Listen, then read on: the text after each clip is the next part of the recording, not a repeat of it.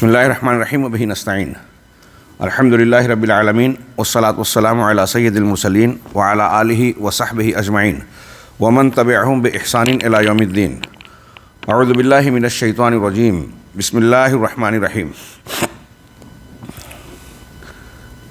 ام لہم شرکاء شرعوا لہم من الدین ما لم یأذن بہ اللہ۔ شیخ مختار احمد مدنی حفظہ اللہ۔ میرے محترم بزرگوں، بھائیوں، دینی ماؤں اور بہنوں، آپ نے سنا کہ ہمارے آج کے دورے کے تیسرے روز، اس سے پہلے جو دروس ہو چکے 2 دنوں میں، اس کے بعد ہم اخوان المسلمین کے تعلق سے تیسرا ملاحظہ، اعتراض اور ناقدانہ جائزہ لیتے ہوئے تیسرے نقطے پر پہنچ رہے ہیں۔ اس سلسلے میں تیسرے ملاحظے کے طور پر صاحب کتاب نے یہ پیش کیا کہ اخوان المسلمون کا بدعتوں میں واقع ہو جانا، اور کہا کہ یہ کوئی تعجب کی بات نہیں ہے۔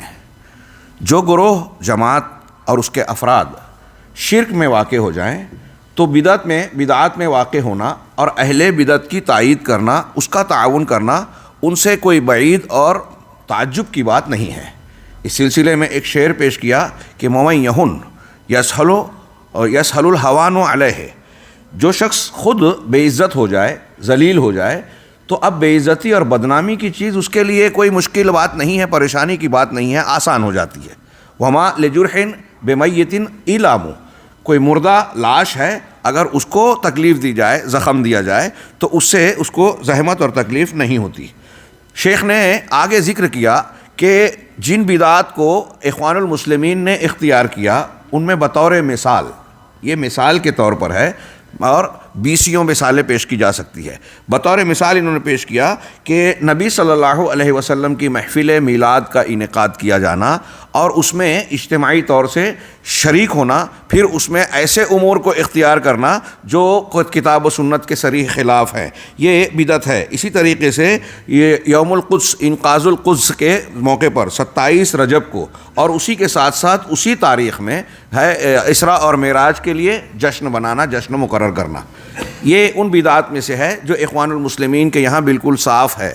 اور جیسا کہ ابھی شیخ نے بتایا کہ ان کے جماعت کے یا اس جماعت کے بانی مؤسس شیخ حسن البنا، ان کے بارے میں ہم پہلے بھی پڑھ چکے ہیں کہ وہ محفل میلاد میں بذات خود شریک ہوتے تھے، مزارات کی زیارت کے لیے جاتے تھے، اور سیدہ زینب کے جو عرس کا مقام ہوتا تھا سالانہ، اس میں بھی شرکت کرتے تھے، اور محفل میلاد میں شریک ہو کر انہوں نے جو اشعار پیش کیے، جس کا تذکرہ ہم اس سے پہلے کر چکے ہیں، ھذا الحبیب مع الاحباب قد حضرا وسامح الکل ما قد مضى وجرا، نبی صلی اللہ علیہ وسلم کو خطاب کر کے اس میں یہ کہا کہ اپنے احباب کے ساتھ آپ حاضر ہوئے، اور حضور کے ساتھ ساتھ یہ بھی کہا کہ جو لوگ موجود ہیں یا جو دوسرے لوگ ہیں ان کے گناہوں کی بخشش کر دی، جبکہ یہ صریح شرک ہے۔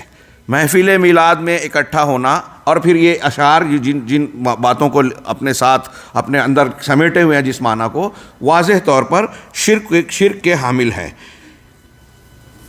شیخ نے آگے بیان کیا کہ یہ سعید حوا ہے، ہاں، اخوان المسلمین کے ایک مرشدین میں سے ایک ہے۔ وہ کہتے ہیں کہ میری خواہش ہے کہ مسجد کے اندر ایک کمیٹی تشکیل دی جائے، ہاں، اور اس کا انتخاب تبرعاً ہو، انتخاب کیا جائے یا چاہے جس طریقے سے، اور جو اسلامی مناسبات کے احیاء پر کام کرے، جیسے عید میلاد النبی، اور اس کا وہی انتظام کرے جس میں لوگوں کو سیرت رسول صلی اللہ علیہ وسلم پر درس دیا جائے، لوگوں کو واعظ و نصیحت کی جائے، مساجد سے انہیں جوڑا جائے، اسی طرح ہجرت کی مناسبت سے بھی جشن منایا جائے، یوم الہجرہ، اللہ کے نبی صلی اللہ علیہ وسلم کی ہجرت کی مناسبات سے تقریبات مقرر کی جائیں، 27 رجب کو یوم قدس منایا جائے، اور اسی دن تمام مسلمان اسراء اور معراج کی برسی بھی منائیں۔ یہ کون کہہ رہا ہے؟ اخوان المسلمین کے ایک مرشد حسن البنا صاحب کی بات ابھی آپ نے سنی، یہ ایک اور مرشد کی بات ہے۔ ان سب بدعتوں پر کوئی بھی بحث کی گنجائش نہیں ہے۔ کتاب و سنت کو جاننے والا، دین اور اسلام کی تعلیمات سے واقف شخص جانتا ہے، بخوبی جانتا ہے کہ یہ بدعت اس اہل اسلام، صحابہ، تابعین، تبع تابعین میں غیر معروف تھی، بہت بعد میں ایجاد کی گئی اور دین میں دخیل ہے۔ اس کے بدعت ہونے میں کوئی شبہ نہیں ہے. آپ کی کتاب میں درج ہے کہ بہت سارے علماء نے، قدیم و جدید علماء نے اس کے بدعت ہونے کا فتویٰ دیا. علامہ ابن باز، امام ابن باز رحمہ اللہ نے بھی اپنے فتاوے میں اس کو صراحتاً بدعت کہا. ہمارے ہاں دنیا کے تمام سلفی علماء اور بہت سارے غیر سلفی علماء بھی اس بات کے قائل ہیں کہ یہ اللہ کے نبی صلی اللہ علیہ وسلم اور صحابہ کرام کے طریقے میں شامل نہیں ہے. اسی طرح اخوانیوں کے یہاں ایک بدعت ذکر اجتماعی کی ہے. جب تصوف سے تعلق ہے تو تصوف کی بہت ساری بدعات ان کے یہاں در آئی. یہ ان لوگوں میں جو عالم اسلام کے دوسرے علاقوں میں پائے جاتے ہیں. ہمارے ہندوستان پاکستان میں یہ ظاہرہ ذرا کم ہے، لیکن دوسری اس قسم کی بدعتیں وہاں پائی جاتی ہیں. یہ چیز ان کے یہاں مشہور ہے. یہ اکثر اجتماعی تکبیر کہتے رہتے ہیں بطور خاص اپنے مخیمات اور مراکز میں، جہاں انہیں نہ کوئی روکنے والا ہوتا ہے نہ ٹوکنے والا.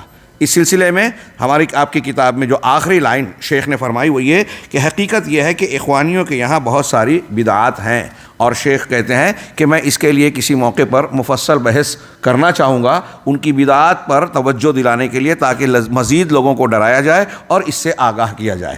ہم ابھی جو کچھ پڑھ چکے ہیں اور آگے جو ملاحظات پڑھنے جا رہے ہیں، ان میں آپ 20 بدعات پائیں گے. ان میں بعض بدعت مکفرہ ہیں جو کفر تک پہنچاتی ہیں، بعض بدعات کفر کے درجے سے کم والی کہلائے گی. ابھی ہم اگلی بدعت جو پڑھنے جا رہے ہیں، شیخ نے اس کے فوراً بعد جو گروہ بندی حزبیت کی بدعت کا ذکر کیا، یہ بہت بڑی بدعت ہے اور اللہ کے صراط مستقیم سے ہٹانے والا ایک بہت بڑا سبب ہے، ذریعہ ہے. چنانچہ اس کو قدر تفصیل سے شیخ نے ذکر کیا. اور یہ بھی دین میں ایک نئی چیز ہے. ان کی تکفیر بغیر اسلامی آداب اور اصول کے کسی مسلمان کو کافر کہنا، یہ خارجیوں کا طریقہ ہے. یہ خارجیت کی بدعت بھی انہوں نے زندہ کی.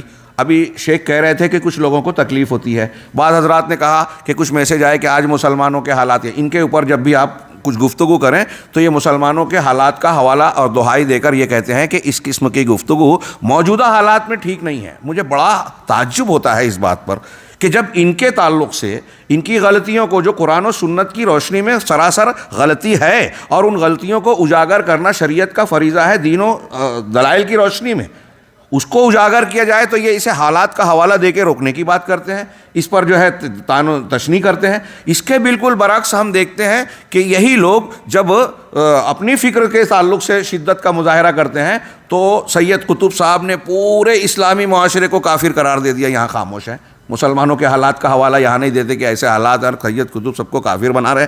مولانا ابوالعالیٰ مودودی صاحب یہی کہہ رہے ہیں. ایک زمانے تک ہمارے ہندوستان پاکستان کی جماعت اسلامی مولانا ابوالعالیٰ مودودی صاحب کے جملے کی بنیاد پر یہ کہتی تھی کہ ووٹ دینا شرک ہے. آج ان کے یہاں سیاسی پارٹی بن کے الیکشن لڑ رہی ہے بنا کے. جو کل شرک تھا آج شرک نہیں رہا. ہاں، اور بھی سرکاری نوکری کے تعلق سے اور ان کے یہاں مناہج اور چیزیں چینج ہوتے رہتی ہیں، تبدیل ہوتے رہتی ہیں. ہاں، تو بہرحال حالات وہی ہیں.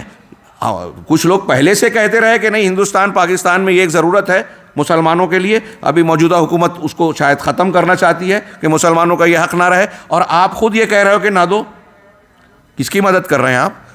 تو یہ خوارج کا علماء کے اوپر تان و تشنیع کرنا، یہ کیا نام ہے، علماء کے ساتھ ساتھ حکام پر تیر برسانا، ان کے خلاف فتوی بازی کرنا. لوگوں کے ذہن، آج آپ واٹس ایپ اٹھائیے، تحریکیوں کا یہی مشغلہ نظر آئے گا.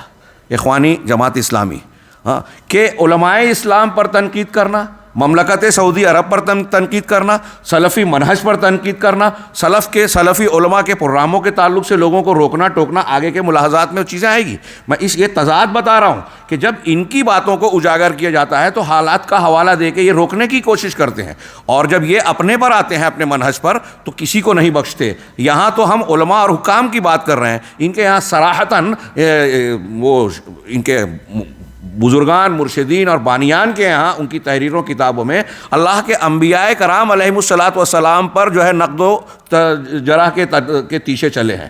ہاں، سید قطب صاحب نے حضرت موسیٰ علیہ الصلاۃ والسلام اور دوسرے لوگوں کو نہیں بخشا. حضرت مولانا ابوالعالیٰ مودودی صاحب انبیاء کرام میں سے کئی لوگوں کے بارے میں جملے یوں کہتے ہیں کہ وہ اپنے مشن میں کامیاب ہی نہیں ہوئے، حکومت قائم نہیں کر پائے اسلامی، نعوذ باللہ من ذالک. پھر اس کے بعد صحابہ کرام ان کے قلم سے، ان کے تیر و تلوار سے نہیں بچے.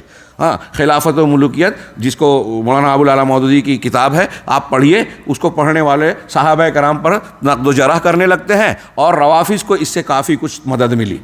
ایسے ہی اور بھی بہت ساری چیزیں. یہ صحابہ کرام پر جو نقد کرنا ہے، یہ خوارج کی بدعت ہے جو ان کے یہاں ہے، نواسب کی بدعت ہے جو ان کے یہاں ہے، باطنیوں کی بدعت ہے، اہل تصوف کی بدعت ہے۔ اگر آپ دیکھیں تو بہت سارے انحرافات کو یہ اپنے اندر سمیٹے ہوئے ہیں۔ آپ کی کتاب میں بدعات کے سلسلے میں 2-2.5 صفحہ جو آپ صاحب کتاب نے درج کیا ہے، یہ بہت اختصار کے ساتھ ہے، اگر غور کریں تو بہت ساری بدعتوں کو اپنے اندر یہ فکر سمیٹے ہوئے ہیں۔ لہٰذا میں یہ عرض کرنا چاہتا ہوں کہ انہیں یہ کہنے کا حق نہیں ہے کہ مسلمانوں کے حالات ایسے ہیں اور آپ یہ بات کر رہے ہیں۔ ہم یہ کہنا چاہتے ہیں کہ مسلمانوں کے حالات آپ کی بدعت کی وجہ سے ایسے ہیں۔ اگر ان حالات کو درست کرنا ہے، سدھارنا ہے، تو مسلمانوں کو بدعت سے نکالنا ہوگا، سنت پر لانا ہوگا۔ سنت اور توحید پر جب آئیں گے تو ایک جماعت بنے گی، قوت ہوگی، اللہ کی مدد ملے گی، اللہ تعالیٰ کے وعدوں کے ہم مستحق بنیں گے جو لوگوں پر غلبہ اور کامیابی کی ضمانت دیتے ہیں۔ تو لوگوں کو، مسلمانوں کے دیگرگوں حالات، برے حالات ان بدعات و خرافات کی وجہ سے ہے جس کی ہم نشاندہی کر رہے ہیں، اور ہم یہ بات محض یوں ہی ہوائی طور پر نہیں کہہ رہے ہیں، مدلل اور مضبوط دلائل کی بنیاد پر کہہ رہے ہیں۔ آگے ہم بڑھتے ہیں۔ چوتھا ملاحظہ کہ حزبیت اور گروہ بندی کی بدعت، حزبیت اور گروہ بندی کی بدعت جس نے امت کو تقسیم کر دیا، ٹکڑے ٹکڑے کر دیے، بانٹ دیا، ان کے اتحاد کو پارا پارا کر دیا اور سماج کو مختلف گروہوں اور فرقوں میں منتشر کر دیا۔ سماج کی بجائے یہاں امت کہنا چاہیے، امت واحدہ کو مختلف گروہوں میں تقسیم کر دیا۔ چنانچہ اللہ رب العالمین کا ارشاد ہے، کل حزب بما لدیہم فرحون، ہر گروہ اپنے عقائد و اعمال پر، اپنے اعمال و عقائد پر خوش ہے، مگن ہے کہ میں جس منہج اور طریقے پہ ہوں بس وہی صحیح ہے، اور اپنے آپ کو تسلی دے کر جو ہے مصیبتوں، تکلیفوں، پریشانیوں سے غافل ہو کر مست ہے اپنی زندگی میں۔ یہ بہت بڑا دھوکہ ہے، اللہ رب العالمین نے اس کی نشاندہی کی۔ شیخ الاسلام علامہ ابن تیمیہ نے کہا کہ بدعت کے ساتھ اختلاف ضروری ہے جس طرح سنت کے ساتھ اتحاد و جماعت ضروری ہے۔ یاد کرنے والا جملہ ہے۔ اور یہ جو اعتراض کیا نا کہ ابھی مسلمانوں کے حالات ایسے ہیں، اور یہ اس کا جواب بھی ہے اس میں کہ اگر آپ بدعت پر رد نہیں کرتے تو آپ اسلام اور مسلمانوں کو تقویت نہیں پہنچا رہے ہیں، کمزور کر رہے ہیں۔ بدعت و خرافات، آگے امام خطابی کا قول آپ کی اس کتاب میں ہے، ہم شاید اس کو نہ پڑھیں، اس میں آپ پڑھیے کہ وہ کہتے ہیں کہ اگر بدعت اور خرافات کی وجہ سے ہی جماعتیں بنتی ہیں، گروہ بنتے ہیں، گمراہیاں آتی ہیں، اگر بدعت ہر قسم کو، ہر شخص کو یہ اجازت دے دی جائے کہ جس کی جو سمجھ میں آ رہا ہے دین کے طور پر قبول کرے، جس جماعت سے چاہے جڑ جائے، اور پھر کوئی مذائقہ نہیں ہے، تو پھر انبیاء اور رسولوں کے آنے کی ضرورت کیا تھی؟ دین کے نام پر آپ جو چاہے راستہ اختیار کر لیں، جہاں آپ کو کسی کی تقریر اچھی لگی، لائک کیا آپ نے، کسی کے فالوور بن گئے، آپ اس کے پیچھے لگ گئے اور وہ صحیح ہے، تو کسی کو غلط ہی نہ کہا جائے۔ تو پھر انبیاء کرام علیہ الصلوۃ والسلام کس لیے آئے؟ صحیح راستے کی نشاندہی کرنے کی کیا ضرورت ہے؟ انبیاء کا آنا، اللہ تبارک و تعالیٰ کا یہ انتظام کرنا، اتنے اہتمام سے قرآن اور ہدایت کو نازل کرنا، اس کی حفاظت کرنا، علماء کرام کے ذریعے سے حجت کو پورا کرنا، یہ اس بات کی دلیل ہے کہ اللہ رب العالمین کا صراط مستقیم یہ ایک ہی ہے، اور اسے سیکھنا ہوگا، اور جو اس سے ہٹے گا وہ گمراہی اور جہنم کے راستے پہ جائے گا۔ اگر اسے بچانا ہے تو اسے سیدھے راستے کی طرف واپس دعوت دینا پڑے گی، اور ایسا کرنے کے لیے ابھی آپ نے سنا کہ تحلیہ کے لیے اس سے پہلے تزکیے کی ضرورت ہے۔ آپ توحید کی تعلیم سے کسی کو آشنا اور آراستہ کریں، اس سے زیادہ ضروری ہے کہ آپ شرک سے اس کو صاف کریں، گندگی سے اس کو نکالیں۔ سنت کا خگر بنانے سے پہلے ضروری ہے کہ بدعات سے اس کی صفائی کریں، تصفیہ، تزکیہ، یہ نبی کا کام ہے، انبیاء کرام کا کام ہے۔ اس پر آپ ہمیں درس نہ دیجئے کہ ایسے حالات ہیں اور یہ ایسے حالات ہیں اسی لیے ہم یہ کہہ رہے ہیں۔ ان حالات کی اصلاح اسی راستے سے ہوگی۔ علامہ ابن تیمیہ کہہ رہے ہیں کہ سنت بدعت سے اختلاف ضروری ہے، اور سنت سے اجتماع اور اسے وابستگی ضروری ہے۔ چنانچہ جو سنت پر چلتے ہیں ان کو اہل السنہ والجماعہ کہا جاتا ہے، جس طرح اہل البدع، بدعت کے مرتکبین کو اہل البدع والفرقہ کہا جاتا ہے۔ شیخ احمد بن یحییٰ نجمی، میں ابھی اردو کتاب سے پڑھ رہا ہوں، آپ دیکھ سکتے ہیں کہ شیخ احمد بن یحییٰ النجمی رحمہ اللہ نے کہا کہ پتہ چلا کہ حزبیت اور گروہ بندی بدعت ہے۔ ایک لمبی تفصیل مورد العذب الزلال میں اس موضوع پر انہوں نے بہت لمبی بحث کی اور بڑی پیاری دلیلیں دی، اور اخوان المسلمین اور ان کے ہم فکر لوگوں کے تعلق سے جو انہوں نے روش اور راستہ اختیار کیا ہے اس کے بارے میں بتایا کہ اس راستے کا لازمی تقاضا ہے کہ آپ حزبیت میں چلے گئے، گروہ بندی میں چلے گئے، صراط مستقیم سے ہٹ گئے، اہل صراط مستقیم سے بغض و عناد، دشمنی مول لے لی، اور اہل بدعت کے معاون و مددگار بن گئے۔ اور حالات اس کے شاہد ہیں کہ یہ لوگ اہل الحق سے کے مخالف ہوتے ہیں، اور رفض و تشیع کے ماننے والے، بدعت و خرافات کرنے والے ان کی طرف سے دفاع کرتے ہیں۔ ان کا ساتھ دیتے ہیں. ہاں آپ اس کا مشاہدہ چاروں طرف آج کے ماحول میں بھی کر سکتے ہیں. وہ کہتے ہیں کہ یہ بدعت ہے، حزبیت اور گروہ بندی بدعت ہے، کیونکہ اللہ تعالیٰ نے مختلف جگہوں پر اس کی مذمت کی ہے اور رسول اللہ صلی اللہ علیہ وسلم نے متعدد حدیثوں میں اس سے روکا ہے. یہ بالکل صاف تعلیم ہے. ہاں سورج کی روشنی سے زیادہ واضح بات ہے کہ اسلام گروہ بندی، حزبیت، افتراق، فرقہ بندی کو منع کرتا ہے، مذموم بتاتا ہے، اس کو گمراہی قرار دیتا ہے. شیخ صالح الحیدان رحمہ اللہ سے سوال کیا گیا. شیخ صالح ابھی کچھ دنوں پہلے اس دنیا سے رخصت ہوئے، اللہ ان کو غریق رحمت کرے. وہ کہتے ہیں، ان سے پوچھا گیا کہ کیا اخوان المسلمین اور تبلیغی جماعت صحیح منہج والوں میں سے ہیں؟ ایک عالم دین سے یہ سوال کیا گیا، معتبر ثقہ. چنانچہ آپ نے جواب دیا، اخوان المسلمین اور تبلیغی جماعت دونوں صحیح منہج والوں میں سے نہیں ہیں. اب کسی کو برا لگے، لیکن انہوں نے اپنی ذمہ داری پوری کی. جرح و تعدیل کے تعلق سے شخصیات کا احترام یا ان کا لحاظ نہیں کیا جائے، دین کا لحاظ کیا جائے گا. یہاں ان کو برا لگنے کا خیال کر کے ہم خاموشی اختیار کریں تو ہم اللہ رب العالمین کے یہاں جو ہے خیانت کرنے والے کہلائیں گے. وہاں جواب دینا ہوگا. تو لوگوں کی ناراضگی بڑا مسئلہ ہے یا اللہ کا ناراض ہونا؟ ان اہل علم نے، امانت دار علماء نے اللہ کی ناراضگی سے بچنے کے لیے سچائی کا ساتھ دیا. چنانچہ وہ کہتے ہیں کہ دونوں صحیح منہج والوں میں سے نہیں ہیں. شیخ عبد المحسن العباد حفظہ اللہ نے اخوانی جماعت اور تبلیغی جماعت پر نقد کرتے ہوئے، ان پر تنقید کرتے ہوئے کہا کہ یہ دونوں، ان سے سوال ہوا کہ کیا یہ اہل حق ہیں، تو کہا کہ یہ دونوں 14ویں صدی ہجری کی پیداوار ہے. 14ویں صدی ہجری سے پہلے ان کا وجود تھا ہی نہیں، یہ موجود ہی نہیں تھے. ان کا ایک جملہ ہے جو اردو میں نہیں ہے کہ یہ عالم اموات میں تھے اور 14ویں صدی میں ان کا وجود ہوا، یہ ان کی پیدائش ہوئی.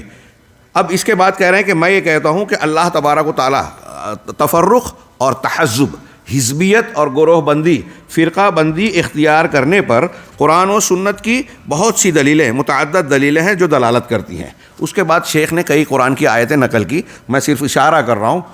آپ ترجمہ اور اس کی تشریحات سنتے رہتے ہیں. اللہ تبارک و تعالیٰ نے ارشاد فرمایا،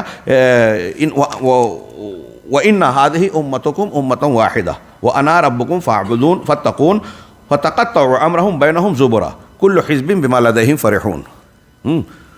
کہ یہ تمہاری ایک امت ہے اور میں تمہارا پروردگار. میں ایک رب ہوں. ایک رب کو ماننے والے ایک جماعت ہونی چاہیے. اتحاد اس کا تقاضا ہے، توحید رب کا تقاضا ہے، توحید صف ہو، آپس میں صف، مسلمانوں کی صف بندی ہو. اور میں تمہارا رب ہوں، پس مجھی سے ڈرو، مجھ سے ہی بچو. فتقطعوا امرهم بینہم. لیکن اس صریح تعلیم اور واضح ہونے کے باوجود جو ہے پھر وہ اپنے معاملے میں آپس میں کئی گروہ ہو کر ٹکڑے ٹکڑے ہو گئے. ان کا معاملہ الگ الگ ہو گیا، جماعتیں منہج الگ الگ بنا لیا اور اپنے درمیان الگ الگ راستے بنا کر ٹکڑوں میں بٹ گئے. اب ٹکڑوں میں بٹنے کے بعد ہر گروہ جس کے پاس جو ہے وہ اس میں مگن ہے، خوش ہے. یہ قرآن کی آیت کہہ رہی ہے. اگلی آیت میں اللہ نے فرمایا، ان الذین فرقوا دینہم وکانوا شیعا لست منہم فی شیء. ایک جملہ کافی ہے قرآن کا یہ ارشاد، رب العالمین کا بالکل صریح صاف فرمان کہ جن لوگوں نے اپنے دین کو ٹکڑے ٹکڑے کر دیا، فرقوا دینہم وکانوا شیعا، اور وہ گروہوں میں بٹ گئے، آپ کا ان سے کچھ بھی تعلق نہیں. لست منہم فی، کسی بھی چیز میں لفظی ترجمہ ہوگا کہ آپ ان سے کسی بھی چیز میں نہیں ہیں، یعنی آپ ان سے براءت کا اظہار کیے، تعلق مت اختیار کیجئے. مسلمانوں کے کیسے بھی حالات ہوں، مسلمانوں کے حالات ایسے ہیں اور آپ یہ بات کر رہے ہو، مسلمانوں کے حالات ایسے ہیں اور قرآن کی آیت پڑھی جا رہی ہے، یہ ہم کہہ سکتے ہیں؟ اللہ رب العالمین کہہ رہا ہے جن لوگوں نے دین کو ٹکڑوں میں بانٹ دیا، گروہ گروہ بن گئے. کیسے دین کے ٹکڑے کیے، کیسے گروہ بنے؟ انہی بدعات کی وجہ سے، نئے مناہج کی وجہ سے، قرآن و سنت سے ہٹ کر جو نئے اصول اختیار کیے گئے، بنائے گئے، ان سے ہی تو گروہ بنتے ہیں. گروہ بنتے کیسے ہیں؟ جس کی مذمت ان آیتوں میں کی گئی. آپ اللہ رب العالمین کے فرمان کو مانیں گے یا نہیں مانیں گے؟ اور نہیں مانے تو مسلمان رہیں گے یا نہیں رہیں گے؟ اللہ تعالیٰ کہہ رہا ہے کہ انما امرہم الی اللہ ثم ینبئہم بما کانوا یفعلون. یقیناً ان کا معاملہ اللہ کے پاس ہے، پھر جو کچھ وہ کارستانیاں کر رہے ہیں، کام کر رہے ہیں، اللہ رب العالمین اس کی پوری خبر دے گا. یہ ساری چیزیں ریکارڈ ہو رہی ہیں. ہاں یہ چیز ایسے ہی نہیں ہے، اور یہ آپ کے اور میرے اختیار اور سوجھ بوجھ پہ نہیں ہے کہ مجھے یہ پسند آ رہا ہے مجھے یہ ناپسند ہے تو میں اپنی پسند کے مطابق فیصلے کروں۔ یہ اللہ رب العالمین کا فیصلہ کن معاملہ ہے کہ دین میں تفرق اختیار کرنے والوں کا آپ سے تعلق نہیں ہے۔ ہاں میں چاہتا تھا کہ یہ کافی طویل بحث ہے، یہاں آیتوں کی طرف صرف اشارہ کر دوں۔ آپ ملاحظہ فرمائیں اللہ تعالیٰ کا ایک اور ارشاد انہوں نے نقل کیا، وَلَا تَكُونُوا مِنَ الْمُشْرِكِينَ مِنَ الَّذِينَ فَرَّقُوا دِينَهُمْ وَكَانُوا شِيَعًا لَّسْتَ مِنْهُمْ فِي شَيْءٍ وَكَانُوا شِيَعًا كُلُّ حِزْبٍ بِمَا لَدَيْهِمْ فَرِحُونَ۔ شیخ کہہ رہے اللہ تعالیٰ فرما رہا ہے کہ آپ مشرکین میں سے نہ ہو جائیں۔ مشرکین کے بعد کہا کہ مشرک نہ بنے، مشرکین میں سے نہ بنے، اور وہ مشرکین جنہوں نے دین کو ٹکڑے ٹکڑے کر کے اس میں تفرقہ کر کے ان کو گروہوں میں بانٹ دیا۔ اس کا مطلب دین کو گروہوں میں بانٹنا یہ کس کا کام ہے؟ قرآن کی اس آیت کے سیاق سے دیکھیے، یہ مشرکین کا، مومنین کا یہ وتیرہ اور یہ انداز نہیں ہے۔ اب آپ یہ کہتے ہو کہ شرک کرو کہ نہ کرو، بدعت کرو کہ نہ کرو، میلاد پڑھو کہ نہ پڑھو، ہاں فاتحہ کرو کہ نہ کرو، تعزیہ بناؤ کہ نہ بناؤ، قبر پہ جاؤ کہ نہ جاؤ، نماز ایسے پڑھو کہ ویسے پڑھو، چاہے جو چاہے کرو، ایک ہو جاؤ۔ اب آپ کی یہ بات ایک سامنے رکھی جائے اور قرآن کی یہ بات رکھی جائے سامنے کہ جب آپ یہ کہہ رہے ہو کہ چاہے یہ کرو یہ نہ کرو، مطلب گروہ میں بٹتے جاؤ، الگ الگ راستے اختیار کرتے جاؤ اور مختلف اس مسلمانوں کے فرقے اور گروہ بنا دو اور پھر مسلمان بنے رہو۔ تو قرآن تو کہہ رہا ہے کہ یہ کام مشرکین کا ہے۔ اسی طریقے سے اور بھی قرآن کی آیتیں ہیں۔ اس کے بعد شیخ نے اللہ کے نبی صلی اللہ علیہ وسلم کی ایک روایت نقل کی جو بخاری مسلم کی بڑی مشہور روایت ہے۔ حضرت ابو ہریرہ روایت کرتے ہیں کہ آپ نے فرمایا صلی اللہ علیہ وسلم ان اللہ یرضی لکم ثلاثا ویسخط لکم ثلاثا، یرضی لکم ان تعبدوہ ولا تشرکوا بہ شیئا وان تعتصموا بحبل اللہ جميعا ولا تفرقوا وان تناصحوا ما واللہ اللہ امرکم۔ اللہ اس سے خوش ہوتا ہے کہ تم صرف اس کی عبادت کرو، اس کے ساتھ کچھ بھی شیئن کچھ بھی معمولی سا بھی شرک نہ کرو۔ سیدہ زینب کے مزار پہ جا کے آپ شعر پڑھو گے، میلاد النبی کے محفل میں آپ اللہ کے رسول کے آنے اور گناہوں کی بخشش کا عقیدہ رکھو گے تو بہت بڑا شرک ہو گیا۔ اور اللہ کہہ رہا ہے کچھ بھی شرک نہ کرو۔ جو لوگ ایسی فکروں سے وابستہ ہیں وہ غور کریں کہ وہ کن کے پیچھے جا رہے ہیں، اللہ تعالیٰ کے فرمان کے خلاف ورزی کر رہے ہیں یا نہیں کر رہے ہیں، کہ اللہ اس سے خوش ہوتا ہے کہ اس کے ساتھ شرک نہ کیا جائے، صرف اس کی عبادت کی جائے۔ وَأَن تَعْتَصِمُوا بِحَبْلِ اللَّهِ جَمِيعًا، اور سب مل کر اللہ کی رسی کو مضبوط پکڑ لیں، ہاں فرقوں میں نہ بٹے۔ وَلَا تَفَرَّقُوا، یہ قرآن کی آیت میں بھی موجود ہے ٹکڑا۔ اب اس میں دونوں جملوں کو ملائے کہ مل کر رسی پکڑنا ہے، فرقہ نہیں بننا ہے۔ اس کا مطلب اگر مسلمانوں میں فرقہ پایا جا رہا ہے تو اس کا مطلب یہ ہوا کہ مل کر رسی کو نہیں پکڑا ہے، اور رسی کو پکڑا ہوتا تو فرقہ نہیں ہوتا۔ تو ہم یہ کہہ رہے ہیں ہماری دعوت یہی ہے کہ اللہ کی رسی کو مضبوط پکڑ لی جائے۔ اللہ کی رسی کیا ہے؟ قرآن، اسلام، دین، محمد الرسول اللہ صلی اللہ علیہ وسلم۔ آپ میزان ہیں۔ علامہ ابن قیم اور بہت سارے سلف کا جملہ ہے کہ سب سے بڑا میزان حق و باطل کے سلسلے میں جناب محمد الرسول اللہ صلی اللہ علیہ وسلم اور آپ کی تعلیمات ہیں۔ آپ کی بنیاد پر اکٹھا ہوں، آپ کی بنیاد پر رسی کو مضبوط پکڑا جائے، آپ کی سنتوں کو پکڑ لیا، رسی کو پکڑ لیا۔ لیکن آپ کہہ رہے ہیں کہ سنت چھوٹے چھوٹے چلے گا، ایک ہو جاؤ، کیسے ممکن ہے؟ قرآن کے یہ فرمان اور بہت ساری نصوص کی خلاف ورزی ہے۔ تو پہلی بات اور یہ کہ اللہ نے تمہارے معاملے کا ذمہ دار جنہیں بنایا ہے، تمہارے حکام اور علماء، ان کے ساتھ خیر خواہی کرو، باہم خیر خواہی۔ ابھی ہم آگے ملاحظات میں فرمائیں گے کہ اخوان المسلمین، جماعت اسلامی اور ان کے جو ہم فکر افراد اور تنظیمیں ہیں، حزب التحریر، بوکو حرام، فلاں اور فلاں، یہ لوگ ان نصیحتوں اور اللہ کے رسول کی ہدایات پر عمل نہیں کرتے، اس کو قبول کرنے کے لیے تیار نہیں ہے، اور یہی خارجیت ہے۔ حکام کے ساتھ خیر خواہی کی بجائے انقلاب، مخالفت، احتجاج، مظاہرہ، یہ جدید دور کی بدعت ہے جو قدیم خارجیت سے مستعار لی گئی ہے۔ چنانچہ اس کے بعد 3 چیزوں سے ناپسندیدگی کا اظہار ہے: کیل و کال، بہت زیادہ سوال، کھود کرید، اور مال کو ضائع کرنا۔ حضرت ارباز ابن ساریہ رضی اللہ تعالیٰ عنہ کی حدیث بھی پیش کی گئی جس میں اللہ کے رسول نے فرمایا کہ تم میں جو زندہ رہے گا، آخری وصیت کی دمام میں اس پر قدر تفصیل سے گفتگو ہوئی شیخ ربیع کے محاضرے کی روشنی میں، تو اس میں اللہ کے رسول نے وصیت کرتے ہوئے کہا کہ تم پر تقوی لازم ہے اور سمع و طاعت کرنا، اور دیکھو میرے بعد تم زندہ جو رہے گا وہ بہت سارا اختلاف دیکھے گا۔ اختلافات جب دیکھو گے تو یہ مت کہنا کہ فلاں تنظیم سے میں جڑ گیا، فلاں گروہ سے جڑ گیا، فلاں امام کو پکڑ لیا، فلاں سلسلہ طریقت سے بیعت ہو گیا۔ یہ راستہ نجات کا نہیں ہے۔ سفینہ نجات کیا ہے؟ طوفان نوح میں، فتنوں کے طوفان میں کہا علیکم بسنتی و سنت الخلفاء الراشدین المہدیین، مہدیین من بعدی، میری سنت اور میرے خلفائے راشدین ہدایت یافتہ جو ہیں ان کی سنت، راشدین کہا اور مہدیین کہا، دونوں کو ملا کر مطلب خلفائے راشدین کی جو ہے تعدیل کی اللہ کے رسول صلی اللہ علیہ وسلم نے کہ خلفائے راشدین رشد والے ہیں اور ہدایت والے ہیں، وہ معیار بنا دیے گئے اللہ اور رسول کی طرف سے ہمارے اور آپ کے لیے۔ ایسی تعدیل اور کسی کے لیے نہیں کی گئی ہے اللہ اور رسول کی طرف سے، جو صحابہ کرام کے لیے کی گئی ہے۔ ان کو برا بھلا کہنا، ان کے منہج کو چھوڑ کر دوسروں کا منہج اور طریقہ اختیار کرنا صراحت گمراہی ہے، نبی صلی اللہ علیہ وسلم کے فرمان کی مخالفت ہے۔ تو اللہ کے رسول صلی اللہ علیہ وسلم نے اپنے اور اپنے خلفائے راشدین کی پیروی کرنے کا حکم دیا۔ کب؟ جب اختلافات ہوں، الگ الگ مناہج ہوں، نئے نئے راستے بدعت اور خرافات ہمارے سامنے پیش ہوں، تو ان فتنوں میں ہمارے وہ نوجوان غور کریں، ان تک ہماری بات پہنچے تو سنجیدگی سے غور کریں، توبہ کریں، اور اللہ اور رسول کی ان باتوں کو صلی اللہ علیہ وسلم، اللہ اور رسول صلی اللہ علیہ وسلم کی ان باتوں کی طرف رجوع کریں کہ ہمارے لیے بچاؤ کا ذریعہ قرآن اور سنت ہے، اور سنت کو سمجھنا ہے خلفائے راشدین اور صحابہ کرام کے منہج پر، جیسا کہ یہ اور دوسری بہت ساری دلیلیں بتاتی ہے کہ نجات پانے والا گروہ جو ہے میرے اور میرے صحابہ کے طریقے پہ ہوگا، 72 جہنم میں جائیں گے۔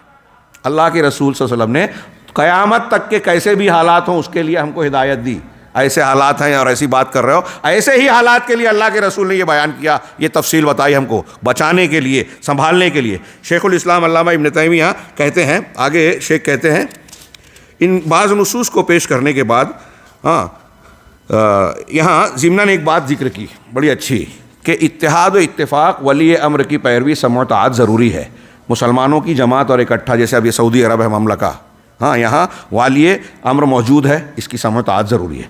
والی امر بذات خود اگر کچھ کاموں کو بانٹتا ہے کہ آپ حدیث کا کام کیجئے، آپ قرآن کا کام کیجئے، آپ جو ہے نظم و ضبط دیکھیے، آپ مساجد کی نگرانی کیجئے، فلاں الگ الگ کمیٹیاں بناتا ہے والی امر بذات خود انتظامات اور کاموں کی تقسیم کے لحاظ سے، تو یہ الگ الگ گروہ نہیں ہیں، یہ فطری تقاضا ہے انتظام و نبی کریم صلی اللہ علیہ وسلم جس طرح سرایا کو بھیجا کرتے تھے، بعض کاموں کو بعض صحابہ کے حوالے کرتے تھے، صحابہ اور خلفائے راشدین گورنر بناتے تھے، مختلف معاملات کا ذمہ دار بنایا کرتے تھے صحابہ کرام میں سے، تو اس طریقے سے یہ ایک ہی جماعت ہوگی، یہ ایک ضرورت ہے۔ اس میں تعاونوا علی البر والتقوی ولا تعاونوا علی الاثم والعدوان کے تحت جو آپ کی کتاب میں اس کا خلاصہ اپنے الفاظ میں بیان کر رہا ہوں، اس کی روشنی میں ایک دوسرے کا تعاون کیا جائے گا۔ شیخ صفحہ نمبر 89 پر آپ دیکھیے، شیخ الاسلام نے ایک دوسری جگہ کہا ہے کہ اور گمراہ لوگ جنہوں نے اپنے دین کو فرقوں میں بانٹ دیا اور مختلف گروہ میں منتشر ہو گئے، وہ اہل بدعت اور اہل شبہات ہیں، جیسا کہ مجاہد نے کہا ہے۔ علماء کرام، اب اس کے بعد شیخ نے کہا کہ علماء کرام کے فتاووں کو سنو، جو اس ملک کے اندر، سعودی عرب کی بات کہی غالباً انہوں نے، اس ملک کے اندر گروہ بندی اور انتشار پھیلانے والوں سے منع کرتے ہیں، اور فرقوں کو اس ملک کے اندر وجود بخشنا بغیر حاکم کی اجازت کے صریح معصیت اور واضح مخالفت ہے۔ اب یہاں ایک حکومت قائم ہے، سمع و طاعت کا مرکز ہے دینی نقطہ نظر سے بھی، اب ان کی اجازت اور ان کے علم میں لائے بغیر آپ کوئی تنظیم بناتے ہیں، کوئی گروہ بناتے ہیں، یہ قرآن و حدیث کی مخالفت ہے۔ اخوان المسلمین کا آگے آ رہا ہے ایک ملاحظہ کہ ان کے یہاں سریت ہوتی ہے، اور مسلم ملک اور حاکم کے ماتحت رہتے ہوئے اندر سے الگ گروہ اور الگ بیعت کا ایک رواج دیا انہوں نے، یہ بھی بدعت ہے، شریعت کی تعلیمات کے خلاف ہے۔ ہمارے ملاحظات چاہے کم ہوں لیکن گفتگو کے درمیان بعض ایسے ملاحظات کا ذکر آ رہا ہے جہاں تک شاید ہم پہنچ نہ پائیں۔ تو بہرحال یہ کہہ رہے ہیں کہ اس ملک کے اندر یہ ایسے گروہ بندی صریح معصیت اور واضح مخالفت ہے، ان گروہوں کے ساتھ جانے والا اللہ اور اس کے رسول کا نافرمان ہوگا۔ اگر کوئی ایسے لوگوں سے خفیہ اندھیرے میں بیعت کرتا ہے، جڑتا ہے، وہ اللہ اور رسول کی نافرمانی ہے، اس کی صرف حکومت کی مخالفت نہیں ہے، اللہ اور رسول کی بھی ہے، کیونکہ اللہ اور اس کے رسول نے حاکم کی اطاعت کا حکم دیا ہے، اور یہ گروہ پسند جو خفیہ جماعت بناتے ہیں ان کے سیاسی مقاصد بھی ہوتے ہیں، حاکم کی مخالفت کرتے ہیں اور گروہ بندی کو جنم دے کر اس ملک کی اجتماعیت اور وحدت کو پارا پارا کرنے کا پلان بناتے ہیں، پلان رکھتے ہیں۔ بہت اہم بات ہے۔ کل ہمارے دمام میں جو خطاب ہو اس میں اس کی کچھ باتیں آئیں کہ اسلام میں سریت نہیں ہے، چھپ چھپا کر کام کیا جائے، پردے میں کیا جائے، اندھیرے میں کیا جائے، سوشل میڈیا پر خفیہ اکاؤنٹ سے یا خفیہ نام سے آپ جو ہے وہ پوسٹ کریں اور حکومت کو تنقید کا نشانہ بنائیں، لوگوں میں جو ہے بے چینی پیدا کریں، لوگوں کے ذہن و دماغ کو خراب کریں، یہ خارجیت ہے، اسلام کی تعلیم کے صریح خلاف ہے۔ ابھی آپ نے جو حدیث پڑھی اور ایسی اور بھی دلیل ہے کہ ذمہ دار کے ساتھ آپ خیر خواہی کریں، آپ عالم دین کو آپ دیکھ رہے ہیں کہ آپ کو دعوت و تبلیغ اور دین کی رہنمائی کا کام کر رہے ہیں، انسان ہیں، ان سے اگر کوئی خطا ہوتی ہے تو آپ ان کو برسر ممبر لوگوں کے بیچ یا چلتے پھرتے ان کو ذلیل کرنے کی کوشش کریں، ان کو متہم کریں، یہ قطعی طور سے دین کا طریقہ نہیں ہے، بلکہ دین کے خلاف آپ کا کام ہے۔ آپ ان کو مجروح کر کے ان کی دعوت کو مجروح کر رہے ہیں، اسلام کو کمزور کر رہے ہیں، مسلم سماج کو کمزور کر رہے ہیں۔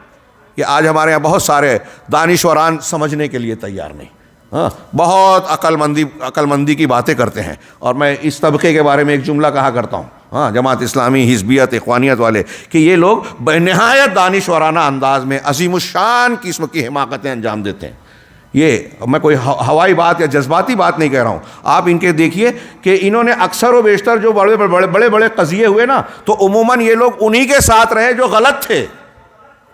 ابھی کسی نے کوئی مجھے بتایا، ایک بعض احباب نے کہ کسی پوسٹ میں بتایا کہ میں نے صدام حسین کو صحیح کہا ہے، اور پھر اس کے مقابلے میں پیش کیا کہ بھائی فجوہ لجنا وغیرہ نے صدام حسین کے بارے میں یہ کہا ہے۔ یہ انتہائی شرارت انگیز بات ہے، بدنیتی پر مشتمل بات ہے۔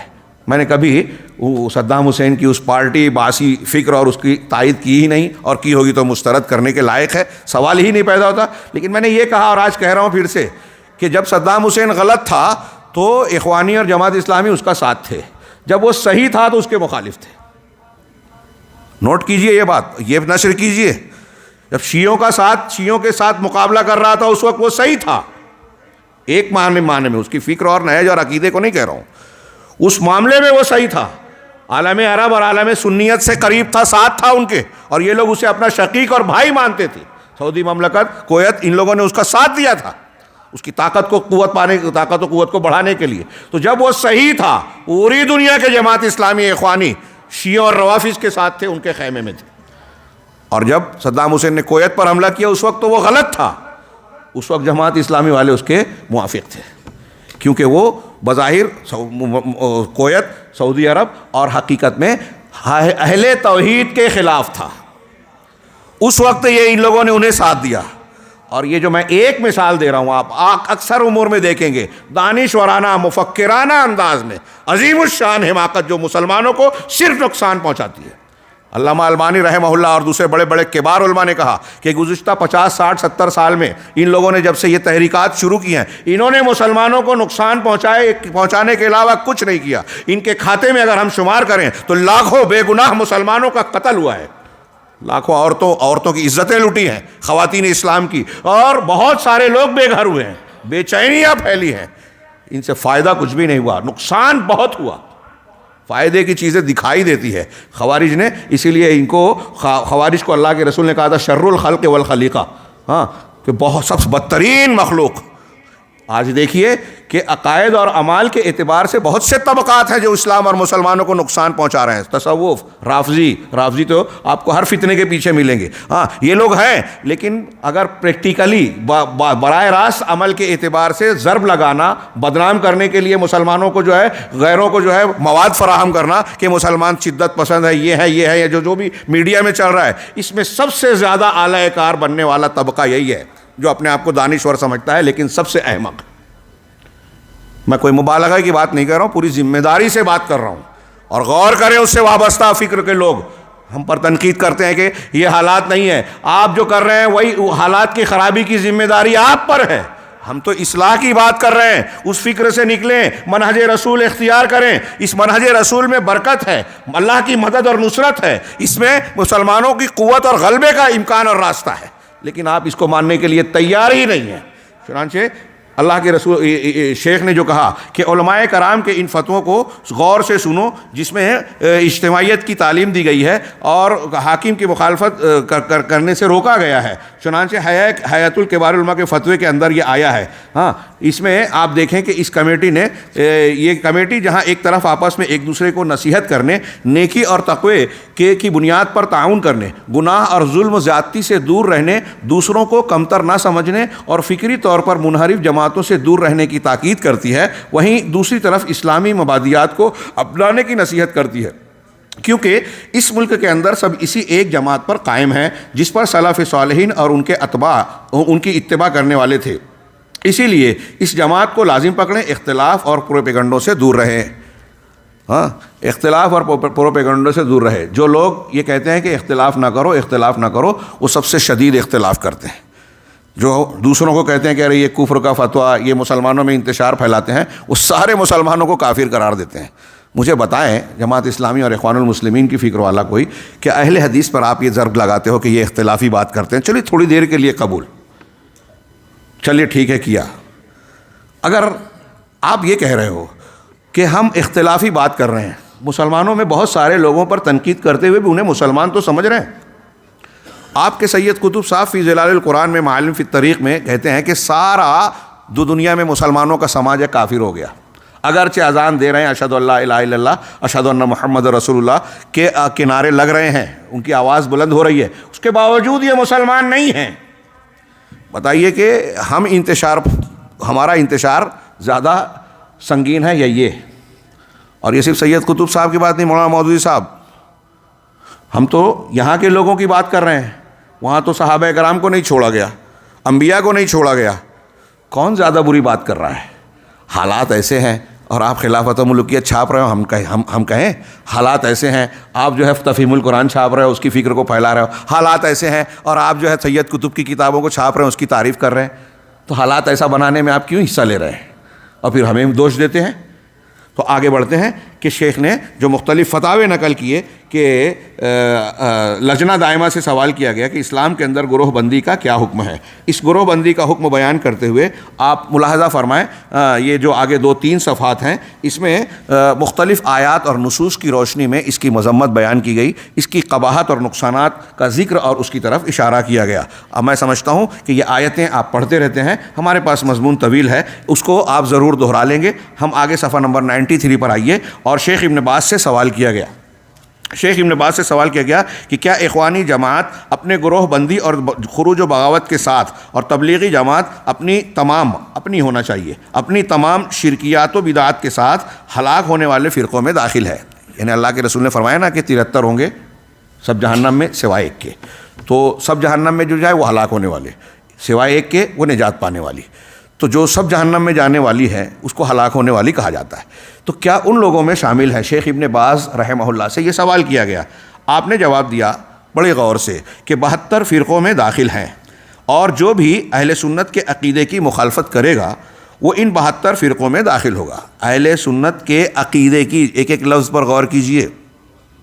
یہاں بعض دلائل کی بنیاد پر اجتہادی مسائل میں جو خطا ہوتی ہے وہاں گنجائش ہے. یہاں یہ عقیدے کی بات کر رہے ہیں، منہج کی بات کر رہے ہیں. عقیدہ اہل سنت کے خلاف جو مخالفت کرے گا وہ ان 72 فرقوں میں داخل ہوگا. اور فرقے والی حدیث میں، ہاں یہی میں نے بھی وضاحت کی، اس میں یہ سمجھ لیجئے کہ اگر اجتہادی اختلاف ہوتا بھی ہے، ہاں فرض کیجئے کہ شیخ مختار اور ہم ہیں، ہم لوگ کوئی بہت کبار علماء میں سے نہیں ہے، میں سمجھانے کے لیے مثال دے رہا ہوں. ہم دونوں کا منہج عقیدہ ایک ہے.